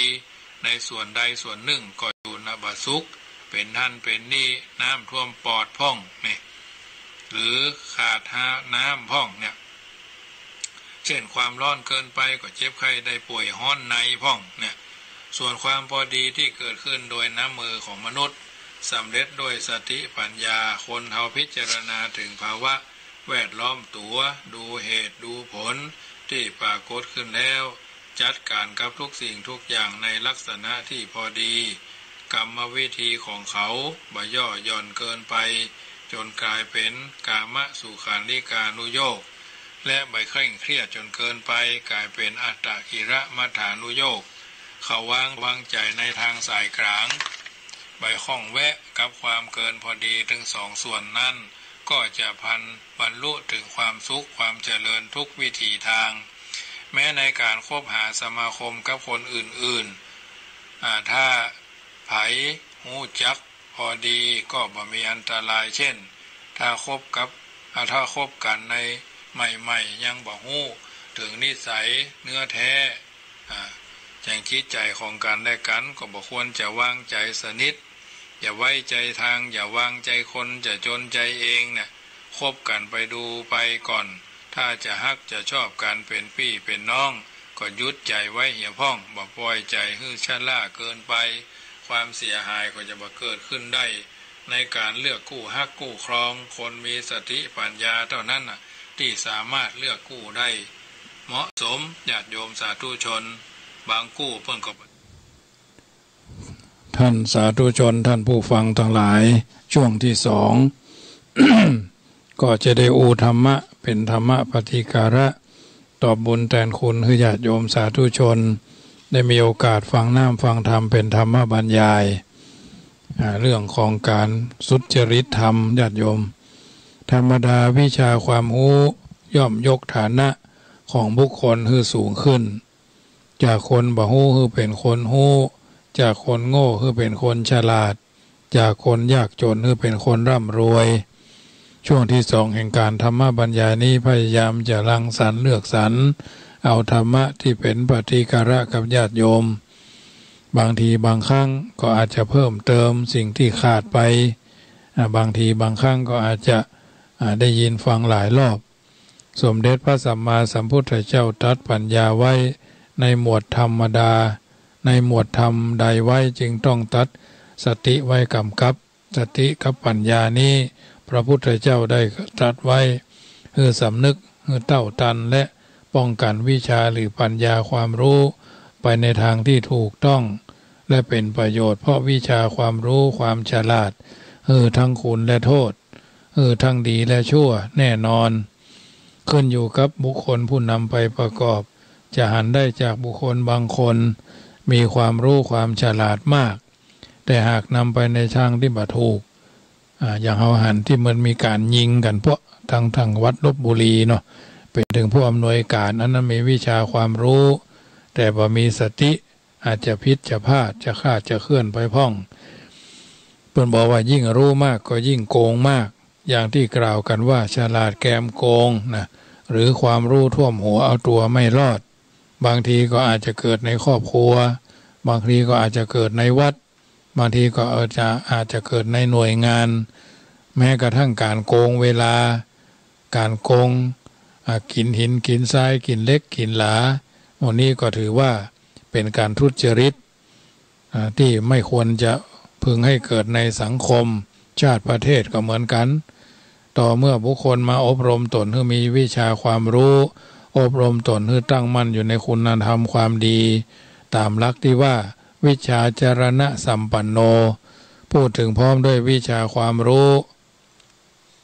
ควบคู่กับจรณะการประพฤติคือความรู้ก็มีความดีก็มากหากหู้อย่างนี้ต้องตรงกับหลักที่ว่ารู้รักษาตัวรอดเป็นยอดดีแต่ถ้ามีความรู้ดีความประพฤติไม่ดีถือว่าเป็นคนไร้ศักดิ์ไร้ศรีมีความประพฤติไม่คู่ควรแก่วิชาความรู้และถ้ามีความรู้น้อยไม่ด้อยความประพฤติดีถือว่าเป็นคนดีมีศักดิ์มีศรีความดีเป็นที่ยอมรับแม้จะบันนับว่าเป็นคนเด่นคนดังด้วยวิชาความรู้แต่ก็มีความเป็นอยู่ที่เด่นดังด้วยความดีความเด่นความดังอื่นนอกจากความดีเป็นของบ่คงที่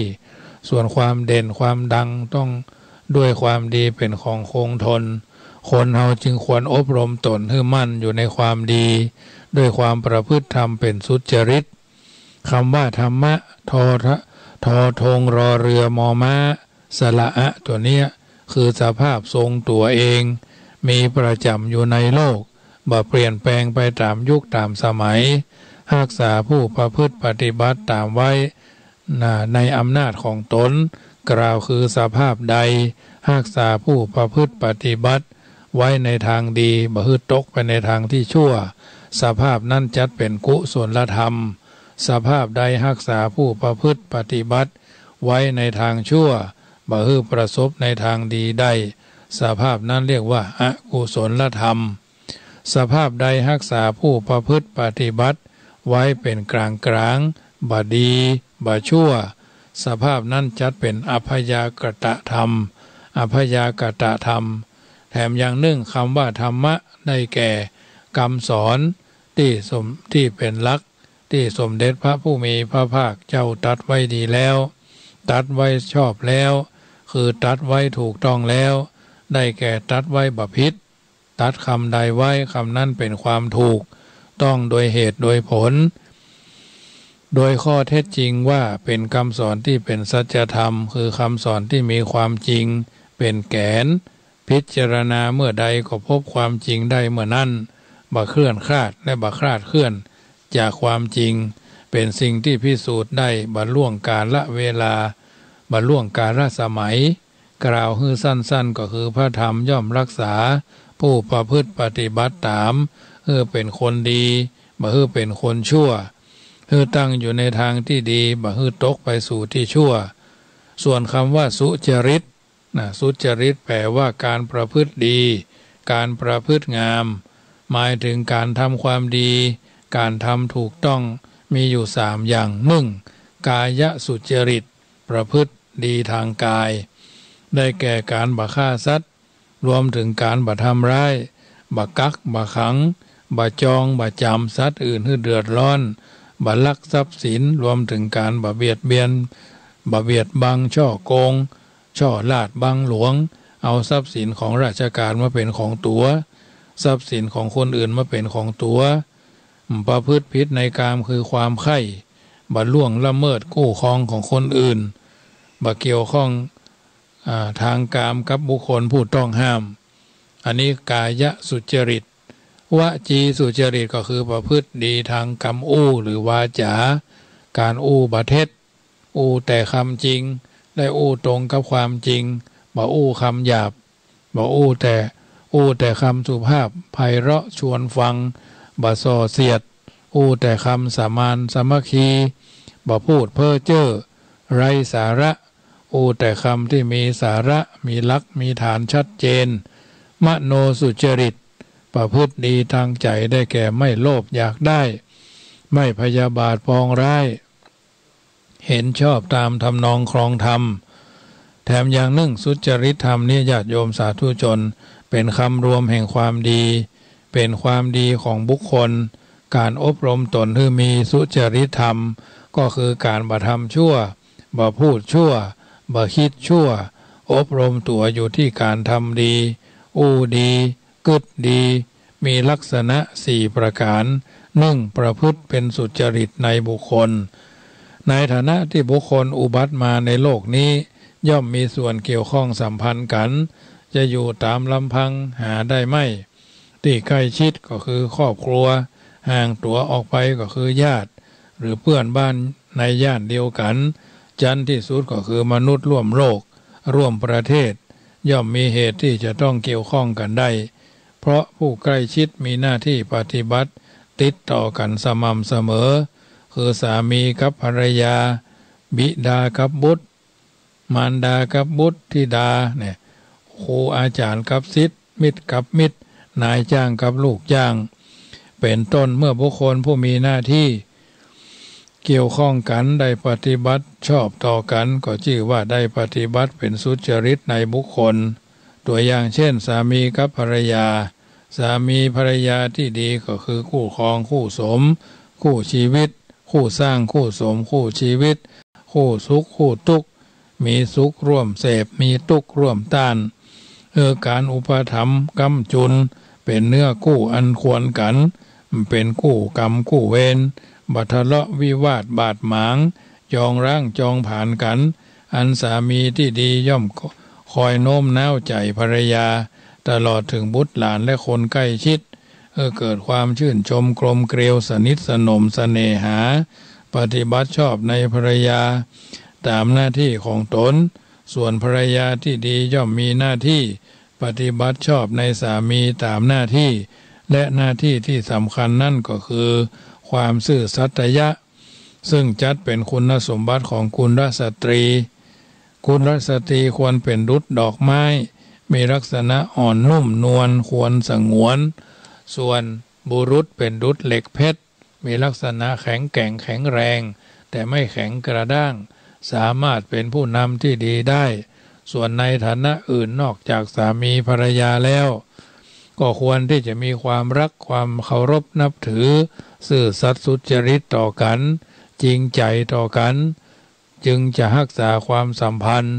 มั่นคงตลอดไปถ้าบ่มีความซื่อสัตย์สุจริตจริงใจต่อกันแล้วย่อมจะบ่เป็นที่ไว้เนื้อเชื่อใจบ่เป็นที่เชื่อถือไว้วางใจมีไผนับหน้าถือตาเชื่อฟังจะติดต่อคบค้าสมาคมกับไผก็หามีคนนิยมยกย่องเชื่อถือไม่ความเป็นผู้ซื่อสัตย์สุจริตต่อบุคคลในฐานะต่างๆดังกล่าวมาชื่อว่าประพฤติเป็นสุจริตในบุคคล 2. ประพฤติเป็นสุจริตในอาชีพชอบเป็นที่มาแห่งความบริสุทธิ์บุคคลผู้ประกอบย่อมอิ่มใจในขณะที่แสวงหา ในขณะที่ได้มาในขณะที่กำลังบริโภคในขณะที่บริโภคแล้วบ่อยู่บ่ฮ้อนนอนบ่ทุกข์ย่อมอยู่เย็นเป็นสุขเสมอมาส่วนอาชีพที่ผิดเป็นที่มาแห่งความเศร้าหมองบ่ผ่องใสเป็นไปเพื่อความเดือดร้อนโทษทุกข์เวรภัยอันตรายนานาประการสมเด็จพระบรมศาสดาจารย์จึงตรัสไว้สอนไว้ว่ามิจฉาอาชีวังปหายะ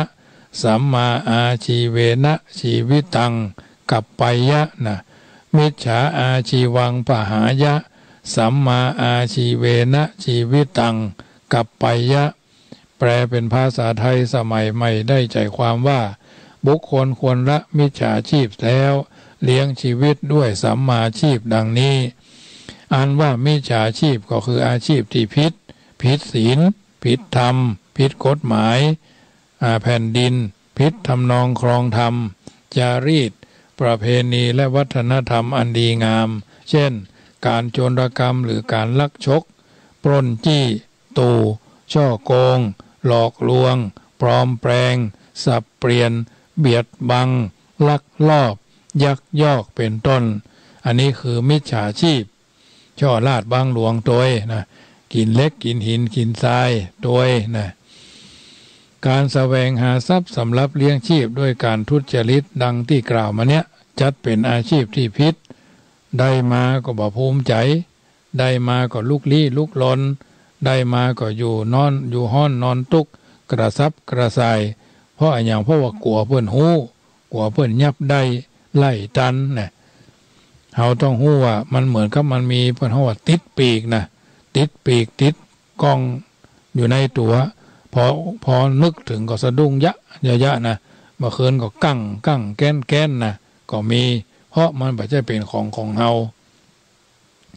บ่มีก็บ่ต้องไปสนใจใส่ใจโบราณเพิ่นบอกว่าเวลาเพิ่นนับสตางค์จะไปอยู่ใกล้เวลาเพิ่นกินของล้ำจะไปพอหน้าเพิ่นอู้เรื่องส่วนตัวบ่ต้องไปควักขี้หูถามหาอย่าเพิ่นถึงว่าจะนี้เฮาล่ะเป็นจะได้วุ่นวายเดือดร้อนสับสนกระวนกระวายน่ะมูจักจบ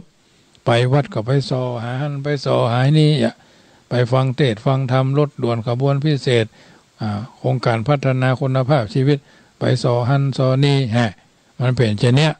จิตกวัดแกว่งเหมือนลิงตัวหนึ่งญาติโยมเป็นเรื่องที่น่าพิจารณาปรับตัวนะบุคคลผู้ละอาชีพที่ทุจริตมันขยันมันหาอาชีพสุจริตถูกต้องด้วยศีลด้วยธรรมด้วยกฎหมายบ่ทำลายสุขก่อทุกข์แก่คนอื่นเพื่อความสุขของตัวเมื่อบุคคลผู้ดำรงชีวิตอยู่โดยทางบริสุทธิ์มีศักดิ์มีสีมีเกียรติเช่นนี้ชื่อว่าประพฤติเป็นสุจริตในอาชีพประการที่3ประพฤติตนเป็นสุจริตในการงานความจริงสาระแห่งชีวิตคนเฮาอยู่ที่ผลของการงานหาใช่ลมหายใจไม่ญาติโยมเพราะการงานคือหัวใจของชาติ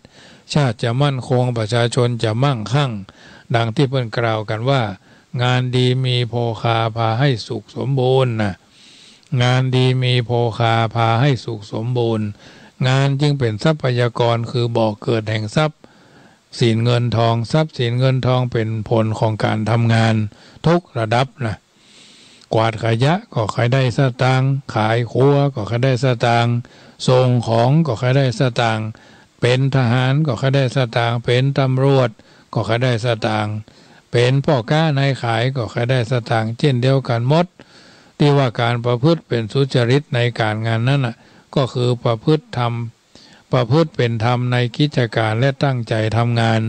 บุคคลผู้ทำกิจการใดๆก็คือเป็นไปในทางสุจริตเว้นการทุจริตผิดศีลผิดธรรมกฎหมายเช่นบ่ทำการค้าหากำไรเกินควรบ่ซ่อนหรือหนีภาษีบ่ลอบนำของที่ต้องห้ามเข้ามาและออกนอกประเทศบ่ทำการค้าของปลอมค้าของเถื่อนทั้งหลายเป็นผู้ขายหรือผู้ซื้อเป็นผู้ให้ยืมหรือผู้ให้ยืมหรือผู้ยืมควรให้เป็นธรรมทำมาซึ่งความยินดีและความสุขใจ ถ้าฝ่ายหนึ่งยินดีฝ่ายหนึ่งเสียใจก็เป็นการได้เปรียบและเสียเปรียบโดยบ่เป็นธรรมการงานเป็นทรัพยากรจันลงประเทศชาติบ้านเมืองให้เจริญรุ่งเรืองไพบูรณ์คนในชาติมีงานทำบ่ว่างงานคนในชาติเป็นคนขยันบ่ขี้ข้านในการทำงานบ่อ่อนแอเป็นเจ้านาตั้งใจทำนาเป็นพ่อค้าก็ตั้งใจทำงานของพ่อค้าเป็นข้าราชการก็ตั้งใจทำราชการด้วยความสุจริตการทุจริตเป็นงานที่หันแก่ตัวหันแก่ได้มีคุณธรรมประจำใจประกอบการเป็นไปในลักษณะโคดโกงโคดในข้องอในกระดูกปลูกหน้าเนื้อใจเสือหน้าไหว้หลังหลอกคนอื่นเพื่อความร่ำรวยของตัวเองนะเพราะฉะนั้นบุคคลผู้แสวงหาทรัพย์สินเงินทองจำจะต้องทำงานหื้อนักจะเป็นงานยากงานนักงานเบางานเล็กงานน้อยก็ตามเมื่อทำงานจำจะต้องตั้งหน้าบากบั่นทำไปโดยบ่ถอยหลังเป็นผู้หวังผลสมกับเหตุมีพุทธพจน์รับรองอยู่ว่ากัลยาณการีกัลยาณังปาปการีจะปาปกังกัลยาณการีกัลยาณังปาปการีจะปาปกังบุคคลทำกรรมดีย่อมได้รับผลดีทำกรรมชั่วย่อมได้รับผลชั่วดังนี้สุจริตมีผลดีทุจริตมีผลชั่วบุคคลผู้หวังความสุขความดีจึงควรทำงานเป็นสุจริตทำสุจริตเท่านั้นจะรักษาเกียรติศักดิ์ศรีรักษาความดียั่งยืนมั่นคงแต่ที่สำคัญบุคคลจะต้องลงมือทำไม่เพียงแต่นึกไม่เพียงแต่คิดแม้การทำต้องทำด้วยความขยันหมั่นเพียรบุคคลผู้ทำงานทุจริตมีชีวิตเพื่อตัวส่วนบุคคลผู้ทำงานสุจริตมีชีวิตเพื่อสังคมจึงมีคำนิยมกล่าวว่าอยู่เพื่อตัวอยู่แค่สิ้นลมอยู่เพื่อสังคมอยู่ชั่วกาลนานนะอยู่เพื่อตัวอยู่แค่สิ้นลมอยู่เพื่อสังคมอยู่ชั่วกาลนานประเภทที่สี่ประพฤติเป็นสุจริตในหน้าที่นี่ก็สำคัญมากกิจหรือธุระที่ต้องทำก็คือหน้าที่ซึ่งหน้าที่นั้นเมื่อกล่าวโดยสรุปก็มีอยู่เพียงสองอย่างหน้าที่ประจำตัวพ่อแม่พี่น้องพอออกศรัทธาหน้าที่พ่อหน้าที่แม่หน้าที่ลูกบ่าวลูกสาวเนาะอันนี้หน้าที่ประจำตัวหน้าที่ประจำงานหน้าที่ที่ได้รับมอบหมายในฐานะตำแหน่งเช่นข้าราชการทหารตำรวจผู้หมวดผู้กองเจ้าอาวาสเป็นต้นหน้าที่ประจำงานการปฏิบัติหน้าที่คือดำเนินไปด้วยความเรียบร้อยสุจริตที่เกิดเป็นความดีความชอบดังนั้นบุคคลจึงควรปลูกฝังความสุจริตคือความประพฤติดีต่อหน้าที่ของตนลักษณะของการปลูกความสุจริตคือการรักษาหน้าที่คือดีกับการบำรุงหน้าที่คือดีกล่าวคือการรักษาหน้าที่เช่นดูแลรักษาการงานในหน้าที่คือเต็มที่บ่ควรคือบกพร่องเพื่อรักษาคือทั่วถึงก็จะมีความรู้ก็จะมีความผิดฐานะบกพร่องต่อหน้าที่เมื่อปล่อยปละละเลยเพิกเฉยต่อหน้าที่ก็จะมีความผิดฐานะละทิ้งหน้าที่เมื่อทำลายหน้าที่เสียหายก็จะมีความผิดฐานะทุจริตต่อหน้าที่เนี่ยอันนี้คือหน้าที่รักษาหน้าที่การบำรุงหน้าที่ก็คือพัฒนาหน้าที่คือเจริญก้าวหน้าเป็นเจ้าอาวาสมีงานอย่างพ่องงานศึกษา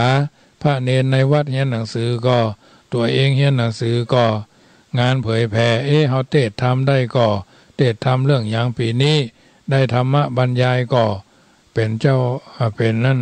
เผยแผ่ทางวิทยุก็ตรงนั้นมีเฮาจะบ่ทำเพราะหยังเพราะเฮาบ่กล้าเฮาบ่แกร่งเฮาบ่แข็งเฮาบ่แรงก็เลยบ่ไปทางหน้าเป็นหน้าที่ของที่เฮาจะต้องดูแลหน้าที่ของเฮาคือดีการศึกษางานเผยแผ่งานบูรณะปฏิสังขรณ์บัดเดี๋ยวนี้อุโบสถก็หัววิหารก็เป็นหู ศาลาก็นกกะแก่เข้าลุ่มห้องครัวก็ฝนสาดจะเนี่ยจะได้ดีบอกคือศรัทธาศรัทธาจะทำหั่นทำนี่เจดีก็เก่ามองแล้วให้เนี่ยจะได้เนี่ยก็เลยทำให้มันได้นะก็คือการ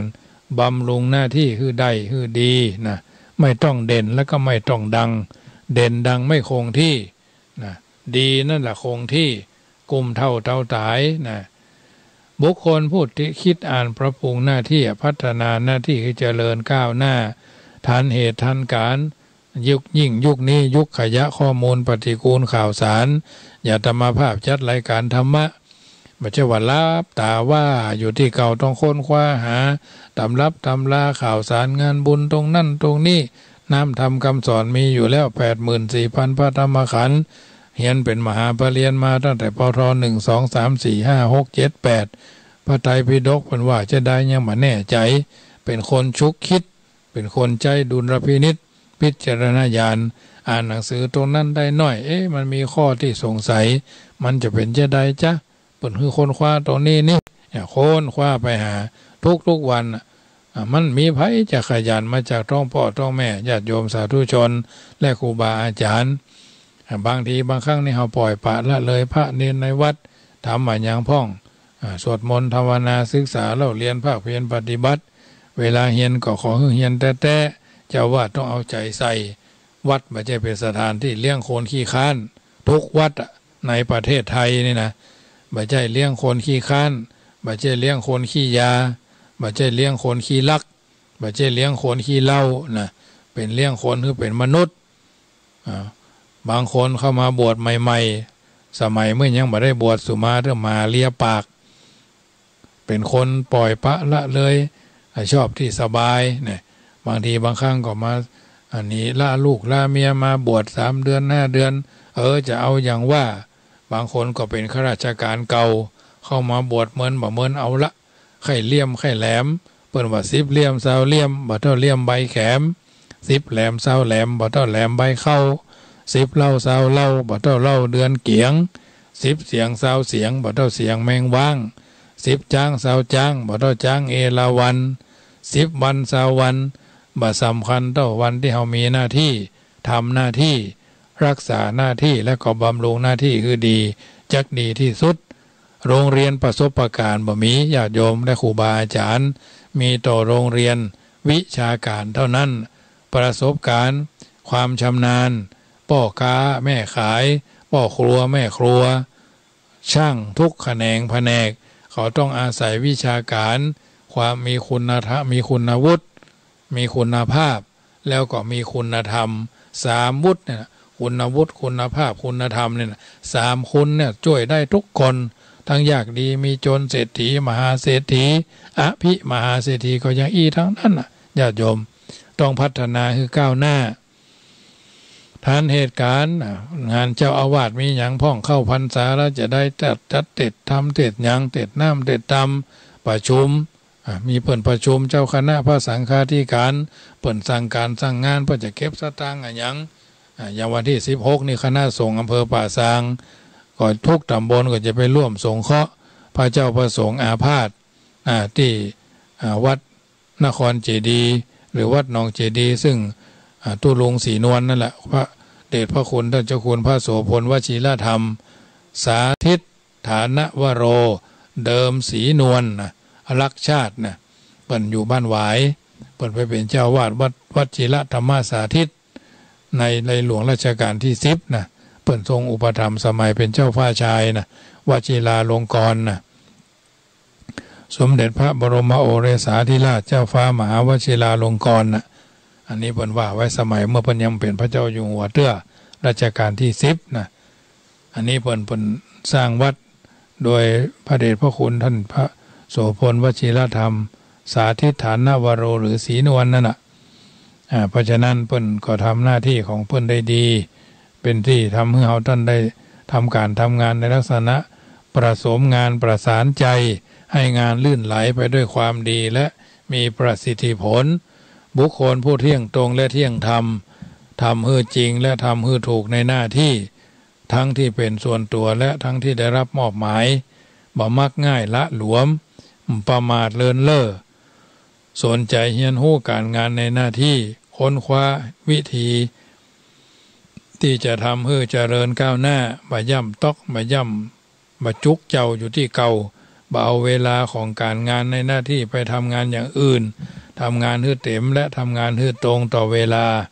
บ่ใจมาที่หลังปิกก่อนเวลาเป็นสิ่งที่ควรสงวนควรให้ล่วงไปด้วยความมุ่งมั่นในการรักษาหน้าที่สุจริตต่อหน้าที่เป็นข้าราชการบ่คิดช่อราชบังหลวงเป็นผู้เก็บหรือรักษาผลประโยชน์ควรเที่ยงตรงบ่ควรคดโกงเป็นผู้ปกครองชั้นสูงเป็นผู้ปกครองช่างชูความดีความชอบเที่ยงธรรมและยุติธรรมแม้ทำหน้าที่ผิดพลาดก็ควรเต็มใจรับผิดไม่บิดเบือนคอยแต่เอาความชอบกอบโกยด้วยความดีเข้าหาตนขนความชั่วความเสียให้คนอื่นนะการทำหน้าที่ที่ดีย่อมมีความสำคัญจะต้องประสานเกี่ยวพันถึงกันและกันอันสมองต้องเพิ่งพากำลังและกำลังต้องเพิ่งพาสมองนะอันสมองต้องเพิ่งพากำลังและกำลังต้องเพิ่งพาสมองถ้อยทีถ้อยอาศัยช่วยเหลือจุนเจือประคับประคองกันไปถูกที่ชอบตามหน้าที่บุคคลผู้มีความสุจริตทำการงานในหน้าที่ใดถือหน้าที่นั้นเป็นประการสำคัญเคารพผู้ใหญ่นับถือผู้เสมอกันเมตตากรุณาต่อผู้น้อยทำหน้าที่เมื่อมีในบุคคลอำนาจหน้าที่เมื่อมีในบุคคลผู้สุจริตย่อมเป็นประโยชน์ส่วนตัวและประโยชน์ส่วนรวมแต่ถ้ามีในบุคคลผู้ทุจริตจิตคิดจะโลภโมโทสันหันหาแต่ประโยชน์ส่วนตัวดังนั้นบุคคลจึงควรประพฤติธรรมเป็นสุจริตในหน้าที่ท่านสาธุชนท่านผู้ฟังทั้งหลายสมเด็จพระบรมศาสดาสัมมาสัมพุทธเจ้าได้ตรัสสอนไว้ว่าธัมมังจเรสุจริตังนรชนหญิงชายพึงประพฤติธรรมให้เป็นสุจริตดังนี้คำว่าสุจริตเป็นคุณธรรมคำรวมแห่งความดีทั้งหลายความหมายก็คือบ่ทำชั่วบ่พูดชั่วบ่คิดชั่วและทำดีพูดดีคิดดีแถมนัยยะเดียวก็เช่นเดียวกับกุศลกรรมบทสุจริตเป็นยอดแห่งความประพฤติดีเว้นหนีจากทุจริตคือทำผิดพูดผิดคิดผิดบุคคลผู้สถิตมั่นอยู่ในสุจริตธรรมถ้าเป็นข้าราชการก็เป็นข้าราชการผู้สุจริตพ่อค้าแม่ค้าผู้สุจริตพลเมืองผู้สุจริตผู้ใหญ่ผู้สุจริตผู้น้อยสุจริตประพฤติสุจริตในบุคคลในอาชีพในการงานและในหน้าที่การประพฤติสุจริตนี้สงเคราะห์เข้าในธรรมจริยาคือการประพฤติธรรมการประพฤติธรรมชื่อว่าเป็นสิริมงคลเพราะเป็นเหตุให้ผู้ประพฤติปฏิบัติประสบผลคือความอยู่เย็นเป็นสุขอยู่บ่ฮ้อนนอนบ่ทุกข์นอกจากเป็นสิริมงคลแก่ตนแล้วยังเป็นสิริมงคลแก่บุคคลอื่นด้วยคือช่วยให้ครอบครัวญาติมิตรมีชีวิตผาสุขร่มเย็นเป็นสันติสุขกันทั่วหน้าเพราะฉะนั้นบุคคลที่อุบัติมามีงานที่ทำบ่ฮู้จักแล้วบ่ฮู้จักเสร็จสิ้นคืองานทำมาหากินถ้าการทำมาหากินในทางทุจริตผิดศีลผิดธรรมผิดกฎหมายได้มาเร็วก็ไปเสียไปเร็วหรือรวดเละรวยเร็วก็จนเร็วเปรียบเหมือนปลูกไม้ล้มลุกในผลโวยแต่ต้นก็ตายโวยฉะนั้นส่วนการทำมาหากินด้วยความขยันหมั่นหาในทางทุจริตในทางสุจริตค่อยทำค่อยไปค่อยได้ค่อยมีนะทรัพย์ที่ได้นั้นจักมั่นคงถาวรสามารถเป็นมรดกตกถึงลูกเต้าเหล่าหลานเปรียบเหมือนการปลูกไม้มีแก่นหรือไม้ยืนต้นคอยเติบคอยโตมีร่มมีเงามีผลดกใบหนาเป็นที่เพิ่งพาของบุคคลและเหล่าวิหกนกกาฉะนั้นประการสำคัญคือบุคคลผู้อบรมตนในทางสุจริตธรรมชื่อว่าสร้างสรรค์สร้างสวรรค์ไว้ในอก ส่วนบุคคลผู้สะสมความทุจริตไว้ในตนชื่อว่าสร้างนรกไว้ในใจเป็นต้นสวรรค์นรกจึงมีปรากฏแก่บุคคลก่อนตายในปัจจุบันทันตาหันโดยแท้ดังนั้นจึงขอเชิญชวนท่านสาธุชนทั้งหลายพากันประพฤติธรรมทางกายทางวาจาทางจิตใจเป็นสุจริตบ่คิดดูหมิ่นดูทางคนเฮาถ้าพอกันด้วยมีฐานะสูงกว่าเฮาก็จะเป็นคนที่ด้อยไปทันทีถ้าเฮาบอกคนนั้นต่ำกว่าเฮาฐานะต่ำต้อยกว่าเฮาก็จะถือว่าเฮามีมานะทิฏฐินะคือเฮามีความน้องว่าอย่างก็ถ้าหันว่าคนนั้นสูงกว่าเฮาจะมีตำหนิเฮาจะมีผมด้อยถ้าคนนั้นเสมอเฮาก็จะมีการนั้นแข่งขันกันทำแล้วนะถ้าเฮาหันว่าเพื่อนเป็นคนที่มีสูงสักกว่าเฮาก็จะเป็นผมด้อยทันทีถ้าคนนั้นเป็นคนที่เสมอเฮาก็ถือว่าเฮาจะแข่งขันกันทำละถ้าเฮามองเขาต่ำเฮาก็จะเหยียบย่ำเพิ่นทำละเนี่ยมันเป็นอย่างนี้ถ้าเป็นเพื่อนร่วมเกิดร่วมแก่ร่วมเจ็บร่วมตายนี่มันเป็นอย่างญาติโยมถูกกันอย่างสบายอันเปิดไปว่าอยู่กันอย่างพี่ดีกันอย่างน้องนะปรองดองกันเหมือนญาติจึงขอเชิญชวนท่านสาธุชนทั้งหลายปากันประพฤติธรรมทางกายวาจาจิตใจพรรษานี้เฮาจะบ่เล่าขวัญคนนั้นคนนี้พรรษานี้เฮาจะบ่เป็นคนที่ว่าคิดในใจว่าคนนั้นเป็นอย่างนั้นคนนี้เป็นในทางที่ไม่ดีนะมิจฉาทิฏฐินะก็พยายามลดละเลิกเอาท่านทั้งหลายก็จะเข้าสู่ช่วงแห่งความเป็นผู้ที่มีความพร้อมในการที่จะดำเนินชีวิตของเฮาท่านทั้งหลายเป็นลำดับไปทีนี้เมื่อเฮาท่านทั้งหลายรู้ว่าการประพฤติสุจริตธรรมแล้วจะเป็นประโยชน์มากน้อยแค่ไหนเฮาต้องลองรู้จักประมาณรู้จักประมาณคือหมายถึงเหมาะสมสมควรหรือความเหมาะสมความเหมาะเจาะสมส่วนดังคำสำนวนที่ว่าความพอดีนะคำว่าพอดีเป็นคำย่อการกระทำที่พอกับดีของงานเรียกว่าทำพอดีคือบ่ฮื้อย่อนดีบ่ฮื้อเกินดีเช่นเกินพอดีนอนพอดีกินพอดีนอนพอดีนั่งพอดีเดินพอดีอู้พอดีจ่ายพอดีเป็นต้นพอดีกับพอเพียงน่ะมีความหมายเป็นอันเดียวกันกล่าวทำนองกล่าวคือทำพอเพียงเพื่ออยู่เมื่ออุปโภคบริโภคใช้สอยดังพระราชดำรัสที่ตรัสถึงเศรษฐกิจพอเพียงนั่นเองเพื่อความพอดีไม่มีเป็นทุกข์ไม่มีก็เป็นทุกข์ความมีไม่พอก็เป็นทุกข์ความพอไม่มีก็เป็นทุกข์เมื่อไม่อยากมีทุกข์จึงควรสร้างความพอดีนะคือสร้างความมีให้พอและสร้างความพอให้มีตามหลักพระบาลีที่ว่าสันตุถีปรมังทนังความสันโดษเป็นทรัพย์อันประเสริฐนะสันตุถีปรมังทนังแปลว่าความสันโดษเป็นทรัพย์อันประเสริฐสันโดษหมายถึงความยินดีความพอใจความชื่นใจ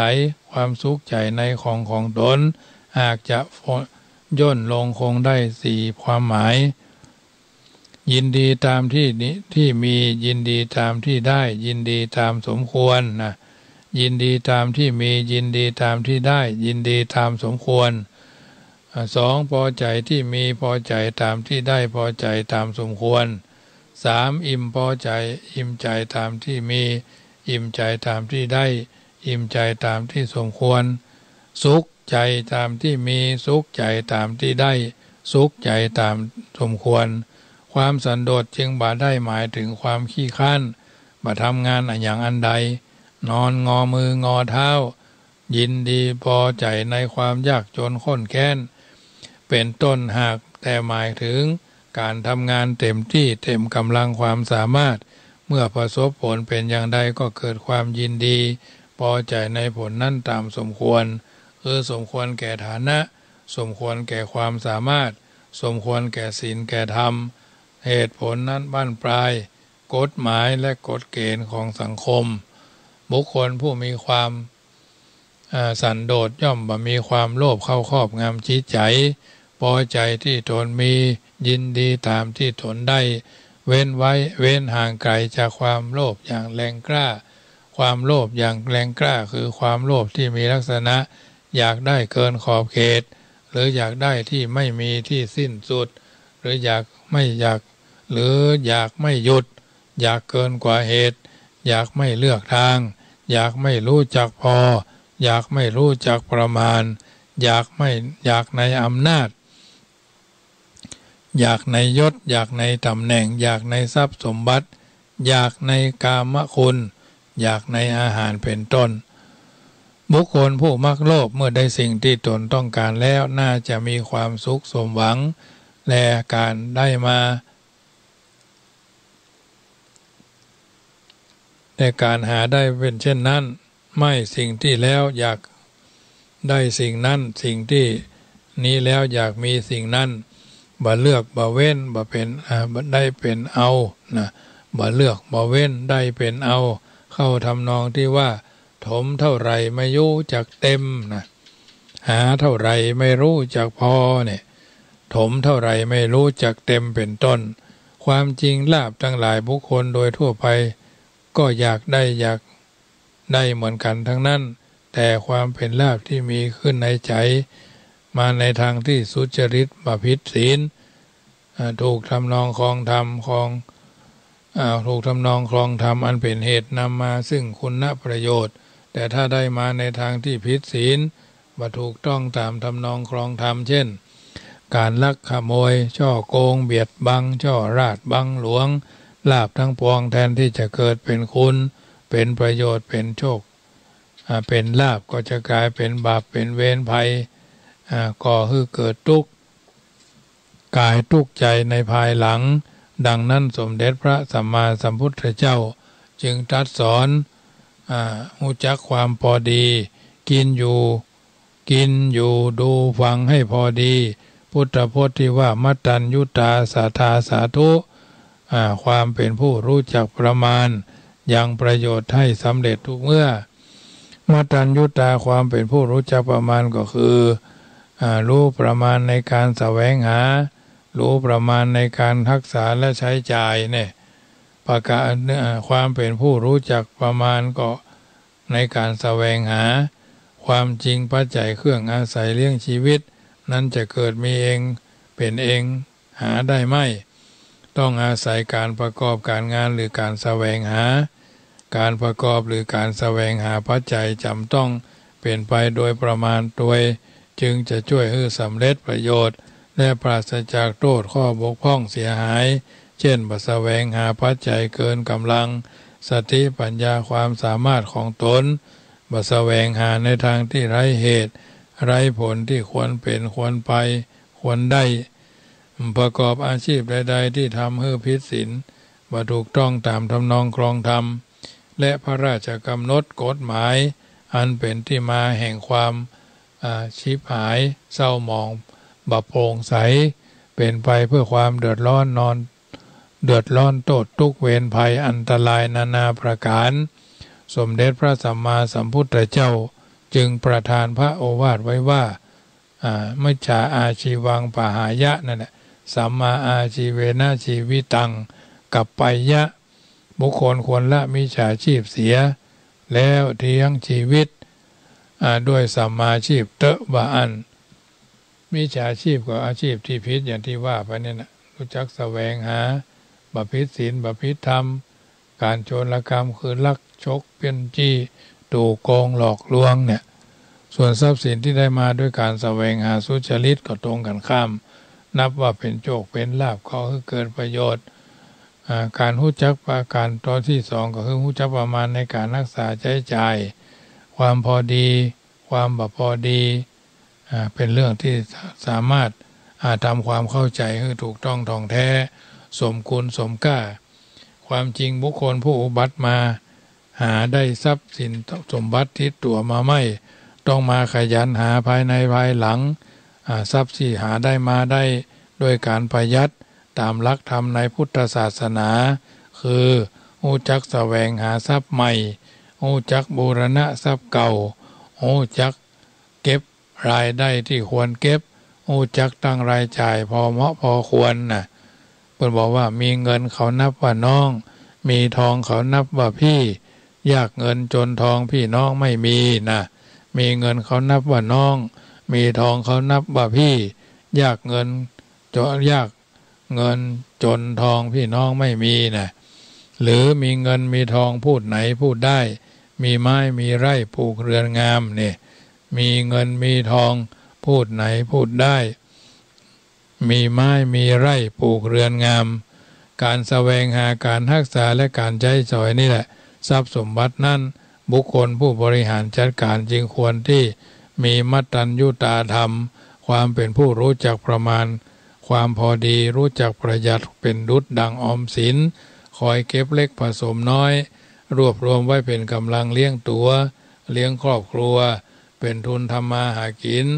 สร้างถิ่นฐานให้อุ่นหนาฝาครั่งจักสรุปความเป็นไปเป็นความสั้นก็รวบรวมลงในคำกรสุภาษิตว่ามีสลึงพึงบรรจบให้ครบบาทอย่าให้ขาดด้วยของต้องประสงค์มีน้อยใช้น้อยค่อยบรรจงจะจ่ายลงให้มากจะยากนานไม่ควรซื้อก็อย่าไปพิไรซื้อให้เป็นมื้อเป็นคราวทั้งคาวหวานเมื่อพ่อแม่แก่เฒ่าชราการจงเลี้ยงท่านอย่าให้อดรันทดใจนอกจากความเป็นผู้รู้จักประมาณในการแสวงหาในการรักษาใจสอยรักษาที่ได้มาคุณธรรมแถมประการหนึ่งก็คือโภชเนมตัญญูตานะโภชเนมตัญญูตาคือความเป็นผู้รู้จักประมาณในการบริโภคกินให้จ้างกินใจให้จ้างใจตานให้จ้างตานนะอันของกินของดื่มเรียกว่าอาหารถ้าผู้รับประทานรู้จักประมาณพอดีย่อมมีคุณอนันต์และอันที่จะสืบชีวิตต่อให้ยืนยาวดังคำโบราณว่าเสพแต่น้อยจะค่อยอายุยืนกินพอดีกินพออิ่มหาพอควรโรคภัยไม่รบกวนนะเสพแต่น้อยจะค่อยอายุยืนกินพออิ่มหาพอควรโรคภัยไม่รบกวนเป็นต้นญาติโยมสาธุชนถ้าผู้กินตกอยู่ในอำนาจของความอยากมากกินเกินไปก็จะเป็นปัญหาเปิดห้องว่าโลภมากลาภหายอยากได้กินเท่านิ้วก้อยอยากได้มากกินเท่านิ้วก้อยถ้าอยากจะได้น้อยกินเท่าหัวแม่มือนะธรรมดามนุษย์และสัตว์ส่วนใหญ่ย่อมใช้เวลากลางคืนพักผ่อนรับนอนตอนเช้าต้องลุกขึ้นมาออกแรงทำการทำงานการนอนตอนกลางคืนตื่นเช้าขึ้นมาเป็นธรรมดาธรรมชาติผู้นอนแต่หัวค่ำทำให้ได้กำลังกายกำลังใจร่างกายก็ได้พักจิตใจก็อิ่มเอิบเสิบซ่านสดชื่นเบิกบานเพราะการนอนหลับนั่นเป็นยารักษาโรคขนาดหนึ่งซึ่งรู้โดยทั่วไปว่ากินได้นอนหลับนะการนอนหลับสบายเกิดจากการเกินเพราะการนอนหลับสบายเกิดจากการกินพอประมาณเพราะว่าตื่นแต่เช้ามีเช้าดีตื่นเช้าได้งานหลายตื่นสายได้งานน้อยนะตื่นเช้าได้งานหลายตื่นสายได้งานน้อยส่วนการออกแรงนั้นหมายถึงการหมุนเวียนพัดเปลี่ยนอิริยาบถเช่นการยืนเดินนั่งนอนกินดื่มทำพูดคิดย่อมเคลื่อนไหวไปตามลำดับการเดินจงกรมก็เป็นผู้เดินทางไกลได้ทนทำความเพียรได้ทนความเจ็บได้ไข้ได้น้อยอาหารที่กินดื่มเคี้ยวย่อมย่อยได้ดี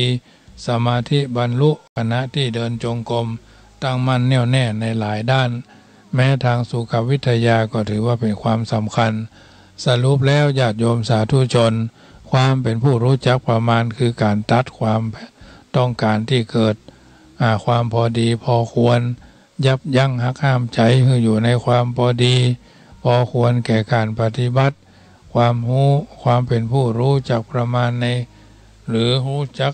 ประหยัดย่อมอำนวยอวยผลที่เฮาปรารถนาเช่นเป็นผู้มั่งคั่งสมบูรณ์ ด้วยทรัพย์สินมีหลักฐานมั่นคงได้สร้างหลักฐานได้สารหลักแหล่งได้แต่งหลักธรรมด้วยนำเอาสิ่งต่างๆเหล่านี้มาสาธุยกคือญาติโยมสาธุชนได้ยินได้ฟังเมื่อญาติโยมสาธุชนได้ยินได้ฟังแล้วเป็นจะได้พ่องช่วงที่สองส่วนมากจะเป็นจะได้รับกันพ่องแล้วจ้าเนาะก็โทรศัพท์ทักทายเข้ามาเนอะที่08618753250861875325ซึ่งก็เป็นรายการที่ญาติโยมสาธุชนที่ตามกันฟังช่วงที่2ชั่วโมงที่2เนาะเปิดสายแล้วโทรเข้ามาได้เนอะถ้าบ่โทรก็บ่เป็นหยังก็จะได้อู้ธรรมะสาระอัตถธรรมสิ่งละอันพันละน้อยให้ญาติโยมสาธุชนได้ฟังเจริญพรน้องเบี้ยวมาแล้ววันนี้นอนฝันรับครับฟังแล้วก็ไหว้สาครูบาอาจารย์แล้วก็ท่านทุกโตทุกองค์เอาวันนี้ท่านผู้ฟังทุกท่านออกครับงานตะวันเนอแล้วก็วันนี้มีกำลังใจให้อาจารย์ครูบาอาจารย์แล้วก็อาจารย์เข้ามาวันนี้ท่านผู้ฟังทุกคนเนอเหมือนกันเนาะเจริญพรแม่แก้วโลนช่วงแรกกำลังเข้าบ้านข้อข้ากี่เข้าเด็กกี่เข้าเด็กเนาะ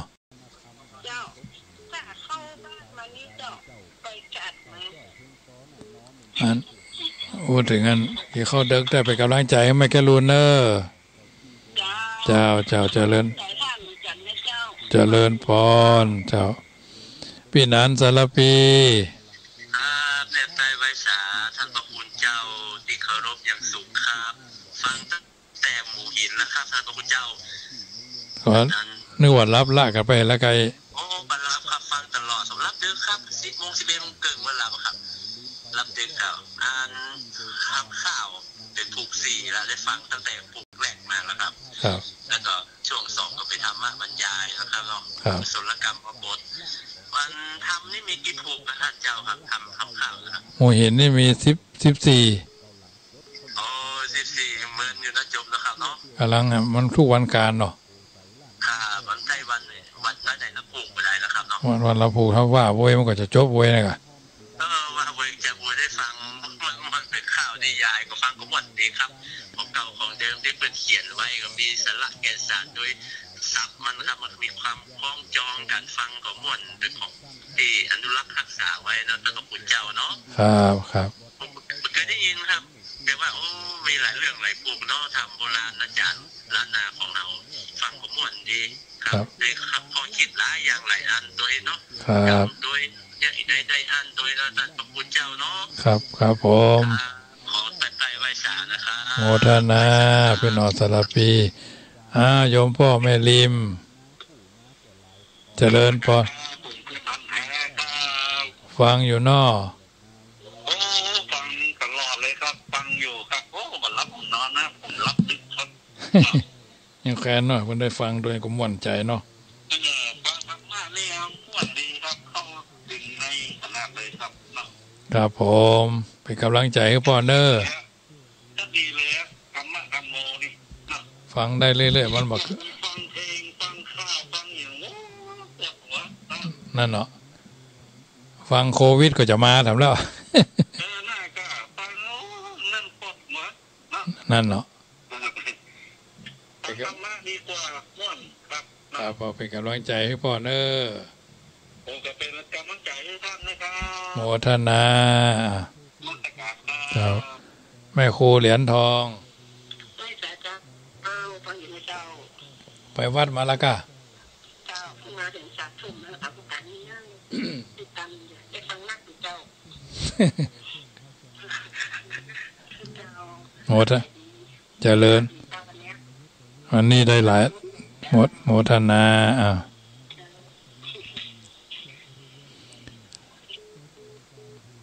นึ่งเสียงนึ่งสายนึ่งศรัทธาญาติโยมสาธุชนท่านผู้ฟังทั้งหลาย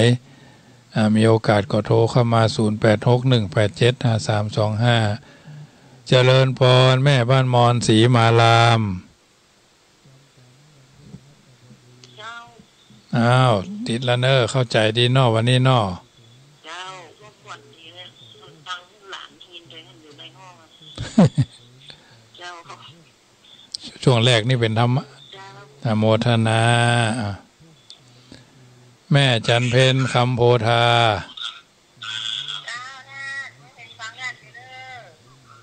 บ่ได้รับลากันแล้วเนาะ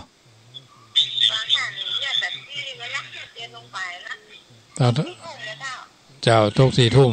ก็เลยจะสวดมนต์เจ้าโมทนาเนอเจ้าโมทนาเจ้าโมทนาด้วยเนอญาติโยมสาธุชนท่านผู้ฟังทั้งหลายแม่จันดีปาก้าง0861875325อ้าวโทรเข้ามาเนอแม่จันดีปาก้างสายตกแม่เนี่ย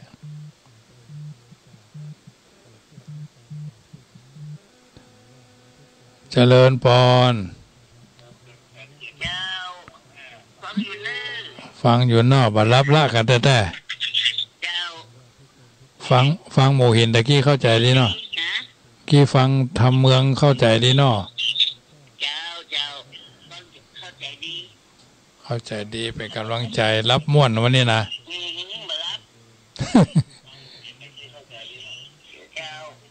เจ้าโมทนาก็แม่จันดีเนอเจ้าเจริญพรเนอเจ้าเพิ่นเปิดวิทยุด้วยเนาะเอาละญาติโยมสาธุชนท่านผู้ฟังทั้งหลาย3:30 นาทีจะได้นำพาญาติโยมสาธุชนเข้าสู่ช่วงแห่งการสวดมนต์เนาะแห่งคนเนาะโยมพิษสมัยลูกล่า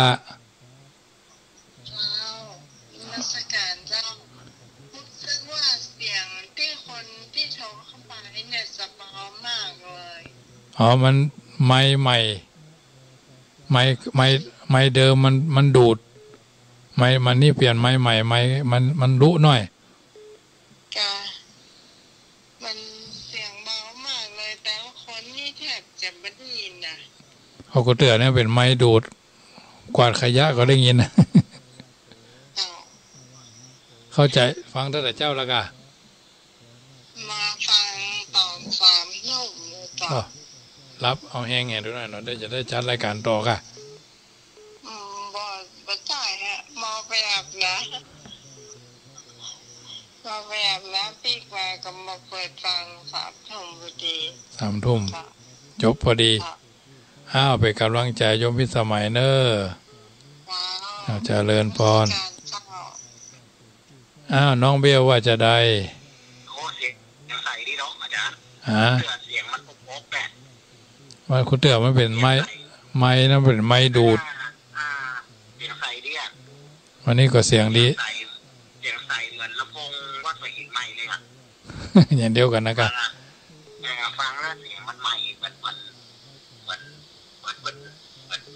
ใสแบบเสียงแบบบางทีโอ๊บคุณเตือนนี่เสียงมันจะโอ๊บเนาะคุณเตือนมันเป็นไม้ดูด1 โอ๊บ 2 แทงเจ้ามันเป็นเสียงอาจารย์ปล่อยหน่อยวันนี้ชัดเจนดีทุกประเด็นทุกธรรมะเลยครับผมครับผมโมทนาเนอเจ้าเจริญพรน้องเบี้ยว0861875325ญาติโยมสาธุชนท่านผู้ฟังทั้งหลายได้ยินได้ฟังน้ำธรรมคำสอนในทางพระพุทธศาสนาแล้วก็ถือว่าเป็นส่วนหนึ่งที่ได้ประคับประคองญาติโยมสาธุชนได้ยินได้ฟังก็ขออนุโมทนาครับทุกคนทุกท่านเนอะช่วงที่2นี่จะได้พาญาติโยมพาการไหว้พระสวดมนต์เนาะเพื่อเป็นการสวดกรรมฐานเนาะสวดกรรมฐานแล้วก็จะได้มีจิตใจอันมั่นคงแน่วแน่เข้าสู่นิทาบางทีบางครั้งเฮาบ่ได้หลงตายเฮาบ่ได้หลงสติสตังเฮาบ่ได้พังพลาดพังเผลอ มีบาลีรับรองไว้บทหนึ่งว่าสัพเพสังสังฆภูตานังสามัคคีบุตรที่สาธิกาความพร้อมเพรียงแห่งปวงชนเป็นหมู่ยังความเจริญให้สำเร็จได้ความพร้อมเพรียงของหมู่พึงรู้ไว้ประโยชน์ใหญ่ย่อมเกิดประเสริฐสียังแต่ความจำเริญเพลินหรือดีเกิดมีทั่วทุกตัวคนกิจใดใหญ่น้อยบะถอยหลังรวมกำลังกอบกิจประสิทธิผลเจริญสุขทุกกลุ่มประชุมชนพร้อมกำมลไมตรีต่างปีดาอันนี้เป็นวจนะประพันธ์ของบัณฑิตว่าเฮาอยู่คนเดียวบ่ได้เฮาต้องหมู่อยู่เป็นหมู่เป็นคณะเป็นกิจจลักษณะสามัคคีกลมเกลียวเป็นน้ำหนึ่งใจเดียวกันก็จะเกิดประโยชน์โสติผลเป็นมงคลแก่ทั่วหน้าน้ำธรรมคำสอนในทางพระพุทธศาสนาเตียตมาภาพได้ก้อนใกล้ตั้งแต่ต้นมาสรุปเพื่อญาติโยมสาธุชนได้คิดได้พิจารณาว่าเรื่องที่เฮาควรมีไว้ก็คือมีคนฮักที่เฮาคอยเอาด้วยความจริงใจมีเพื่อนที่หู้ใจมีงานที่ทำประจำมีบ้านที่อยู่ที่อาศัยอันอบอุ่นเป็นว่าสิ่งที่ต้องเคารพคือพ่อแม่สิ่งที่ต้องคิดแก้คือนิสัยสิ่งที่ต้องลืมเสียคือความในสิ่งที่ต้องทำได้คือความดีสิ่งที่ต้องมีไว้คือสติสิ่งที่ต้องทิ้งไปคือปัญหาสิ่งที่ต้องพกติดตัวคือปัญญาสิ่งที่ต้องแก้คือตัวเราละโลภละโกรธละหลงละอบายมุขแล้วก็เฮาท่านทั้งหลายก็จะพบกับสิ่งที่เป็นสัจธรรมแห่งชีวิตเฮาท่านทั้งหลายได้ฝึกกายและได้ทบทวนบทเรียนคือได้ระลึกถึงพุทธได้ระลึกถึงไตรลักษณ์ก็คือพระรัตนตรัยว่าวันนี้เราได้ระลึกถึงคุณของพระพุทธเจ้ามีปัญญาคุณบริสุทธิคุณมหากรุณาธิคุณได้ระลึกถึงพระธรรมเจ้า 84,000 พระธรรมขันธ์ย่นย่อได้ฮือตานได้รักษาศีลได้เจริญจิตภาวนาได้รักษาศีลเป็นสะพานได้ฮือตานเป็นเสบียงได้เจริญจิตภาวนาเป็นตะเกียงส่องในการดำเนินชีวิตอันนี้ทบทวนเรื่องไตรลักษณ์ของพระธรรมเจ้าและได้ทบทวนเรื่องไตรลักษณ์ก็คือพระสังฆเจ้าปัญญาคุณบริสุทธิคุณสิ่งที่เฮาท่านทั้งหลายได้นำมาพิจารณาก็คือพระอริยสังฆเจ้าสมมุติสังฆเจ้าประพฤติตนเป็นแบบอย่างในการที่เสียสละส่วนตัวเพื่อส่วนรวมได้ศึกษาเรื่องไตรสิกขาศีลรักษากายวาจาใจให้เรียบร้อยสมาธิตั้งใจมั่นแน่วแน่ในการที่จะดำเนินชีวิตเฮาท่านทั้งหลายบ่ผิดเพี้ยนบ่ผิดพลาดบ่คลาดเคลื่อนจากความเป็นจริงสมาธิตั้งมั่นปัญญารู้แจ้งแทงตลอดอันใดดีเฮาก็ทำกันต่อไปจนกว่าชีวิตจะหาไม่อันใดบ่ดีเฮาก็พยายามลดละเลิกห่างไกลเพิ่นว่าห่างหมาคือปอศอกห่างวอกคือปอวาห่างคนปลาคือไก่เท่าใดจะได้สบายใจเมื่อนั้นได้ศึกษาเรื่องไตรทวารกายร่างกายดีชั่วอยู่ที่ตัวเฮาทำร่างกายวาจาคือสะอาดสะอ้านอูม่วนจาวานขอบคุณครับขอบคุณเจ้าเป็นต้นแล้วก็ใจคือจิตใจใสๆน้ำเช็ดที่ว่าใสๆยังสู้น้ำใจที่บริสุทธิ์มาได้ประการต่อมาก็คือไตรลักษณ์อนิจจังบ่เที่ยงบ่ยั่งยืนบ่เป็นอื่นบ่มีการเปลี่ยนแปลงบ่มีเครื่องหมายและบ่มีที่ไปที่มาว่าจะไปไหนไม่ยั่งยืนไม่เที่ยงไม่ยั่งยืนไม่เป็นอื่นไม่มีเครื่องหมายและก็ไม่สามารถที่จะผ่อนผันได้นะชีวิตเฮาท่านทั้งหลายย่อมจะขึ้นอยู่กับความจริงแท้แน่นอนเพราะฉะนั้นบัณฑิตผู้รู้นักปราชญ์ในทางพระพุทธศาสนาเปิ่นกล่าวเอาไว้ว่าศิษย์ต่างครูอาจารย์ต่างวัดความหู้แน่ชัดอาจผิดแผกกันแต่ละสำนักมีลักคำขวัญ ของไผ่ของมันสอนศิษย์สู่สร้างครูบาอาจารย์ความรู้มากกว้างห้อมไผ่ห้อมมันเนื้อไทยห้อมหนูก็ไตห้อมในก็เตียวอันหนังสือก้อมต่างคนต่างมีนักปราชญ์แน่จันต่างกันดีหลีชีวิตอินทรีย์วิถีท่องเต้านั่นพิษแผดกันพระศาสดาเจ้า ต่างกำสอนเฮาลัทธิพี่น้องเดียวกันต่างคนต่างฮิยังบ่เสมอกันฐานดอนไม้เล่มเดียวต่างป้องพี่น้องต่างกันเป็นธรรมดาอันโลกนี้เนอเจ้าต่างจิตต่างใจวัยหนุ่มวัยเท่าแม้ตัวเองเฮาต่างคิดวัยหนุ่มคืดบ่ยาววัยเท่าหู้ช่างพินิจเปรียบน้ำปลายมุ่มบ่แซวอันนี้เป็นวจนะประพันธ์ของบัณฑิตผู้รู้ก่อนไกลเอามาสาธกยกคือญาติโยมสาธุชนที่อยู่ทางบ้านได้ยินได้ฟังแล้วก็นำไปเป็นตัวอย่างในการที่จะดำเนินชีวิตของเฮาท่านทั้งหลายเป็นลำดับไปวันนี้ปากันไหว้พระสวดมนต์ไหว้คุณพ่อคุณแม่ไหว้คุณครูบาอาจารย์บุญขินบุญทานที่เฮาท่านทั้งหลายได้ไหว้ได้สาได้สักการะบูชาจะได้เป็นปาทายังเข้าห่อจะได้เป็นเสบียงต่อมหาเนรปานบุญขินบุญทานสิ่งเหล่านี้จะได้เป็นนิทัศนะอุทาหรณ์สอนจิตสอนใจเตือนจิตเตือนใจเฮาท่านทั้งหลายได้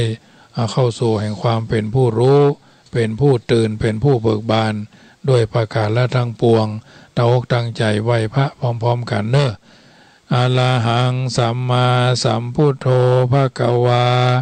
พุทธังภควันตังอภิวาเดมิกราบพุทโธเมนาโถพระพุทธเจ้าเป็นที่พึ่งของหมู่เฮาสวาขาโตภควตาธัมโมธัมมังนามัสสามิกราบพระธรรมเจ้าว่าเป็นที่พึ่งของหมู่เฮาว่า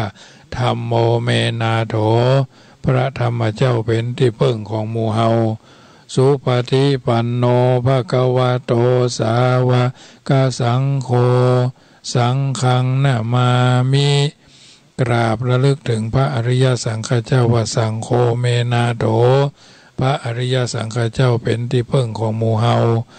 มาตาปิตโรวันทามิพ่อแม่ผู้มีพระคุณอันสูงสุดข้าพเจ้ากราบไหว้ด้วยความเคารพคุณูปการโรเมนาโถ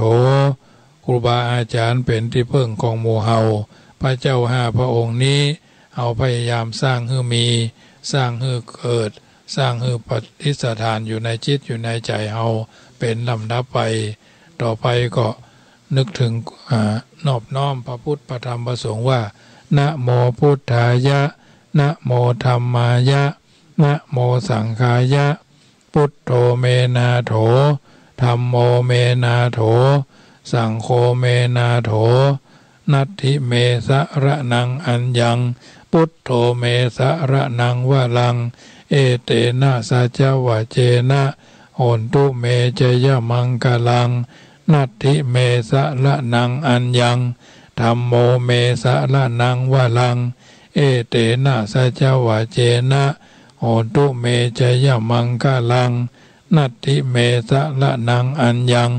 สังโฆเมสะระนังวะลังเอเตนะสัจวะเจนะโหนตุเมเจยมังกลังสวดสรรเสริญพุทธคุณธรรมคุณสังฆคุณเนอะอิติปิโสภะคะวาอะระหังสัมมาสัมพุทโธวิชชาจรณะสัมปันโนสุขโตโลกวิทูอนุตตโลปุริสะธรรมะสาลทิสัทธาเทวมนุสสานังพุทโธภควาติสวากขาโตภควตาธัมโมสันทิติโกอากาลิโกเอหิปัสสิโกโอปนะยิโกปัจจตังเวทิตาโปวินโยหิติสุปฏิปันโนภควโตสาวกสังโฆอุจุปฏิปันโนภควโตสาวกสังโฆสามีจิ ปฏิปันโนภะคะวะโตสาวกสังโฆยะติทังจัตตาลิปุริสะยุคานิอัตถปุริสะภุคลาเอสะภะคะวะโตสาวกสังโฆอาหุนายโยปะหุนายโยตักขินายโยอัญจลีกะระนิโยนุตตรังปุญญเขตังโลกัสสาติต่อไปก็ไหว้คุณหลวงเนอะถ้าว่าบ่ได้ก็ฟังเอาทำนองวันหน้าวันตาเขาก็จะได้ถ้าฟังบ่อยๆสวาตุสวาตุสวาตุอาหังวันตามีศีลาสาอิทิปิโสภะคะวามือข้าพระเจ้ามี10 นิ้วตั้งหวังคิ้วกายเขสาข้าพระเจ้าขอไหว้คุณพ่อ21จงมาอยู่ข้างขวาข้าพระเจ้าอาราธนาคุณแม่12จงมาอยู่ข้างซ้ายข้าพระเจ้าอาราธนาพระแม่โพธิ์ศพ29จงมาตัวสละพังกายาแห่งข้าพระเจ้าอาราธนาคุณพระพุทธเจ้า56จงมาเป็นกำแพงแก้ว7 ชั้นแวดล้อมตนตัวแห่งข้าพระเจ้าอาราธนาพระธรรมเจ้า38จงมาเป็นกำแพงแก้ว7 ชั้นแวดล้อมตนตัวแห่งข้าพระเจ้าอาราธนาคุณพระสังฆเจ้า14จงมาเป็นกำแพงแก้ว7 ชั้นแวดล้อมตนตัวแห่งข้าพระเจ้าขออาราธนาคุณพระอาจารย์เจ้า10 ทัศมาอยู่ตัวอาการ32อัฏฐตัสสะอาราธนากรรมฐาน18จงมาเป็นทิพมนต์สอดส่องอาราธนาคุณพระแม่คงคา12อาราธนาคุณพระแม่ธรณี21อาราธนาคุณลม7อาราธนาคุณลม7คุณไฟ6อาราธนาคุณตั้ง4คือธาตุน้ำธาตุดินธาตุลมธาตุไฟก็หากมาเป็นที่เพิ่งสารพัดอาราธนากำจัดกำจายนะโมพุทธายะนะตะลมโมตะลายพูดสูญหายทาสูญหนียะโยนถูยะทนอยู่บ่ได้นะกาโลกะกุสันโธสัมภาโวโหตุจงมาเป็นนะคือว่ากะกุสันโธเป็นอาโปธาตุน้ำยิ่งตัวยิ่งซ้ำตัวกายาโมกาโลโกนาขมโนสัมภาโวโหตุจงบังเกิดเป็นโมคือว่าพระโกนาขมานมขมันโกนาขมันนะเป็นธาตุลมสาบซ่านทั่วมังสะและโลมาพุทธกาโลกัสสโปสัมภาโวโหตุบาบังเกิดเป็นพุทธคือว่าพุทธกัสสโปเตเป็นเตโชธาตุไฟหลังไหลเผาผลาญอสุรพิษกิทิยาปิดบังตนตัวแห่งข้าพเจ้าอยู่เย็นเป็นสุขและนบเท่าแต่นั้นอาการ32ว่าเกสาโลมานาคาทันตาทะโจมังสังนาหาลูอาทิมิจังวกังหะทะยังยะกนังกิโลมะกังปิหากังปะภาสังอันตังอันตะกุนังอุตตริยังกะรีสังปิตังเสมังบุโภโลหิตังเสโดเมโทอสุวาสาเคโลสิงคานิกาลาสิกามุตังมัตตะเกมัตตะลุงคันติตัวติงสากาลังหมูอสุรพิษคิทิยาจงพินาศขาดกาไปด้วยอธิปมลคุณยันที่ข้าพเจ้าได้ขังว่าสวดที่ยายข้าพเจ้าขอข้าพระพุทธเจ้าจึงยอพระนมมือไหว้คุณอากาศ10 ทัศคุณอาการคุณอากาละ21คุณอาคาระ33คุณนิสวาสคุณอาสวาสคุณปัสสวาสคุณศีล5คุณศีล8คุณศีล10คุณศีล227คุณปัญญาญาณโสดาสกิตากาอนาคาอรหันตามรรค4พละ4นิพพาน1เป็น9กับทั้งพระปริยัติธรรมเข้าเป็น10คุณตาลคุณศีลคุณเนกขัมมะคุณปัญญาวิริยะขันติสัจจะอธิษฐานเมตตาอุเบกขาตะสะมะติงสะปาลมีสัมปันโนพุทโธอนันตาทิคุณโนวัฏโสภควาอันว่าภาษาถาอนันตาทิคุณจุ่มนุมข้าพระเจ้าได้อยู่เย็นเป็นสุขบ่เท่าแต่นั้นอาราธนาคุณพระอภิธรรมมา7 กัมปีสังวิทาภูกะญพระอาราธนาคุณตรีนิสิงคุณนิกายทั้ง5คือทีมะสังอังคุ ราธนาคุณพระวินัยทั้งห้าอาภามะจุปะอาราธนาคุณพระสัทธาทั้ง8อาจินะวาอาทานะอาทากะยะอาราธนาคุณอากาสธาปัจจยะคุณอัสสธาจยะปานาปามานาอุสนะตุจุงมาเป็นดาบสลีกันใจข้าโคมไว้ว่าวาดเอมันตาอาราธนามาอยู่กลางสันข้าพระเจ้าจักฟันโดยพระไตรสารณะโคมคือพุทธังตัจจคามิธัมมังตัจจคาสิสังฆังตัจจคาสินะโมตัสสะตัสนะโมตะโมตัสสะละพัทสัตตลูขาดเป็นพ่อหลงทุลียังเหลืออยู่ในอินทรีย์ก่อนนี้ไปอยู่เนิ่นจักรวาลจักอ่านองค์การนักคิงบันดาลกูสวาทิพปุ่งโมมานก็ห้อนหูอยู่ห้อนอยู่เรนรนจักพิทวานตั้งเก้าจักสังว่าสวดที่ยายคาถาว่าอสังวิสุโรภูสะภูพะนาปิทะ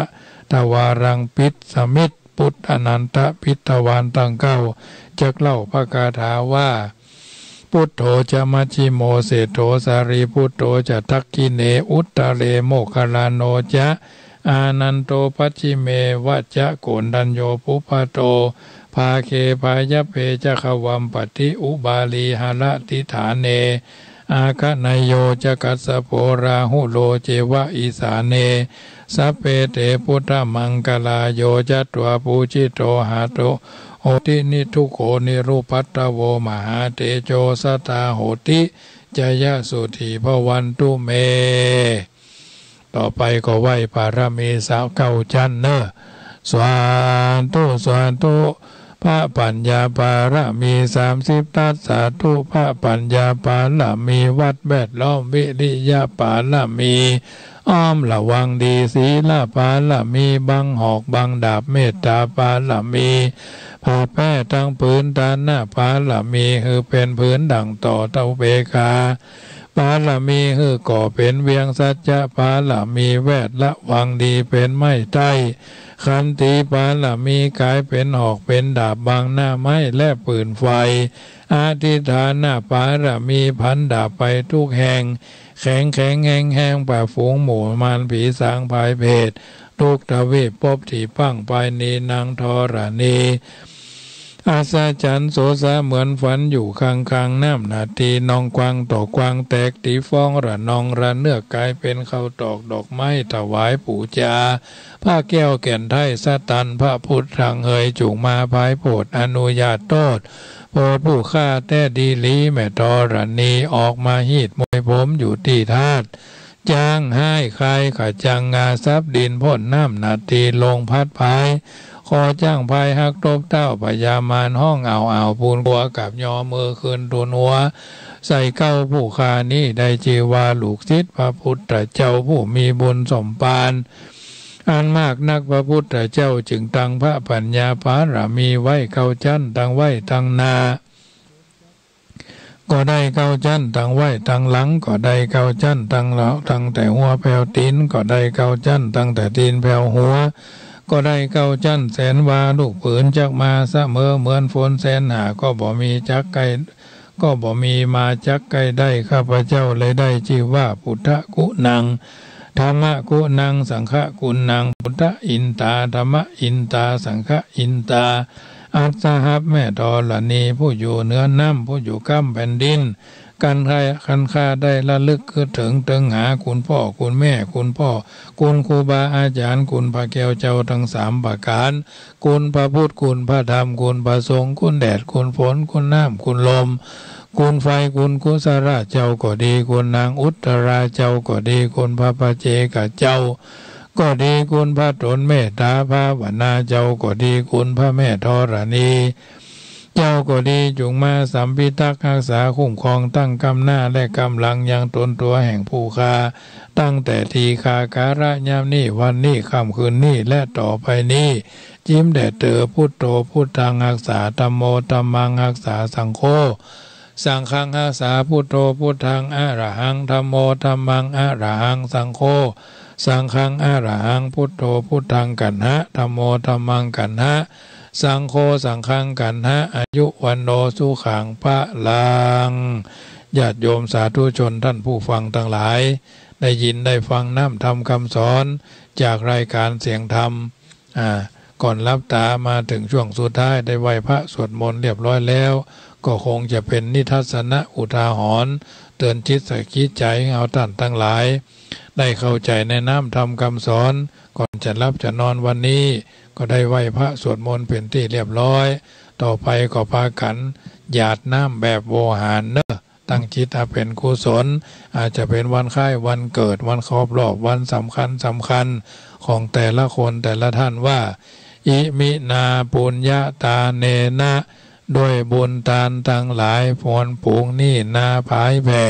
ขอจงอุทิศไปรอดแผ่แดนสุดแผ่ไปรอดถึงเมไถยะเทวบุตรตนยอดกับตั้งพญาอินทราเจ้าฟ้าโสดสองสวรรค์กับพญาเวสสุวรรณและเต้าจตุโรคคือพญาลัทธะโสดสวสดีพญาวิรุณหสลีองค์อาจพญาวิรุภัคราชราชาพญากุเวลาอุตราทิสาภับไข่เตจะบุญน้อยใหญ่พาลาพระผลขอจงไปรอดเทวบุตรเทวดาตั้งกรมจะทุทิสา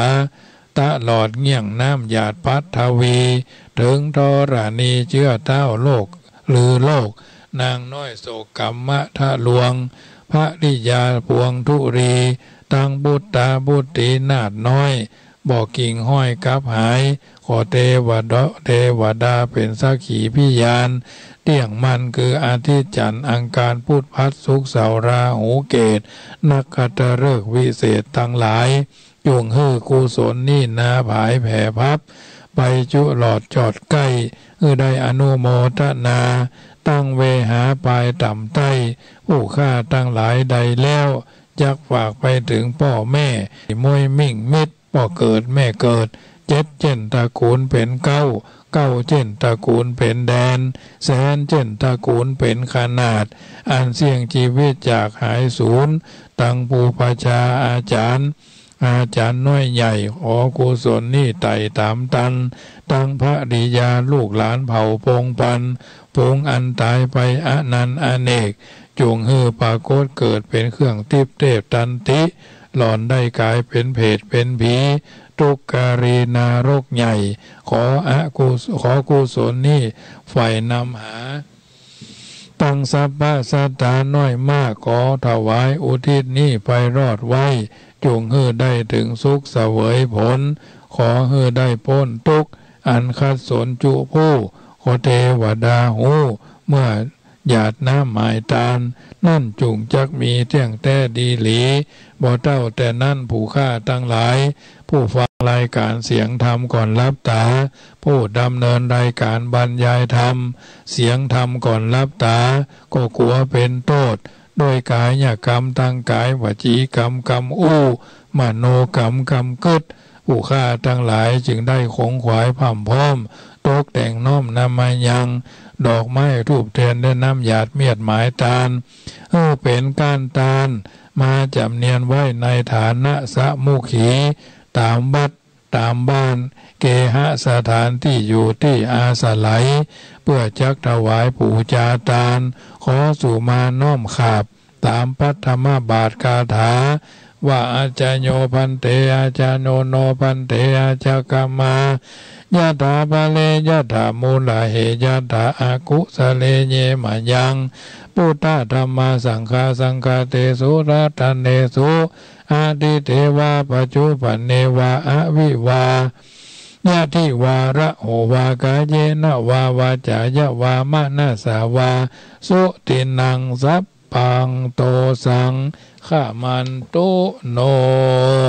สัพพิติโยวิวัชชันตุสัพพะโรโควินัสสตุมาเตภวัตวันตะรายโยสุขีติกายุโกภวะอภิวาตานาสีลิสานิจังวุตตาปัจจายิโนยัตตาโลธรรมาวทันติอายุวันโนสุขังพระลังญาติโยมสาธุชนท่านผู้ฟังทุกท่านได้ฟังการเทศนาธรรมได้ฟังธรรมบรรยายได้พากันเปิดสายเข้ามาอู้มาจ๋า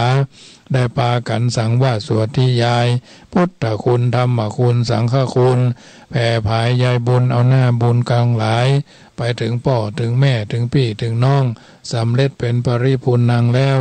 รายการเสียงธรรมก่อนรับตาประจำเมื่อค่ำยามคืนนี้ก้าวกับผมอาตมาภาพพระมหาประสิทธมาภินันโทวัดยังกำตำบลมะกอกอำเภอป่าซังจังหวัดลำพูน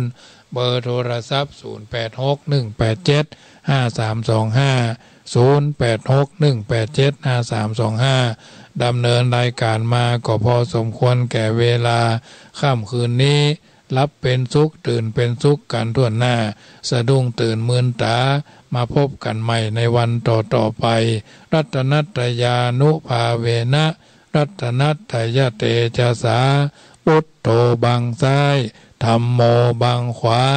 สังโฆบังกายาอะระหังบังเกสาอะระหังพุทโธนะโมพุทธายะขอเจริญพรอะนุโมทนาเพราะแม้แต่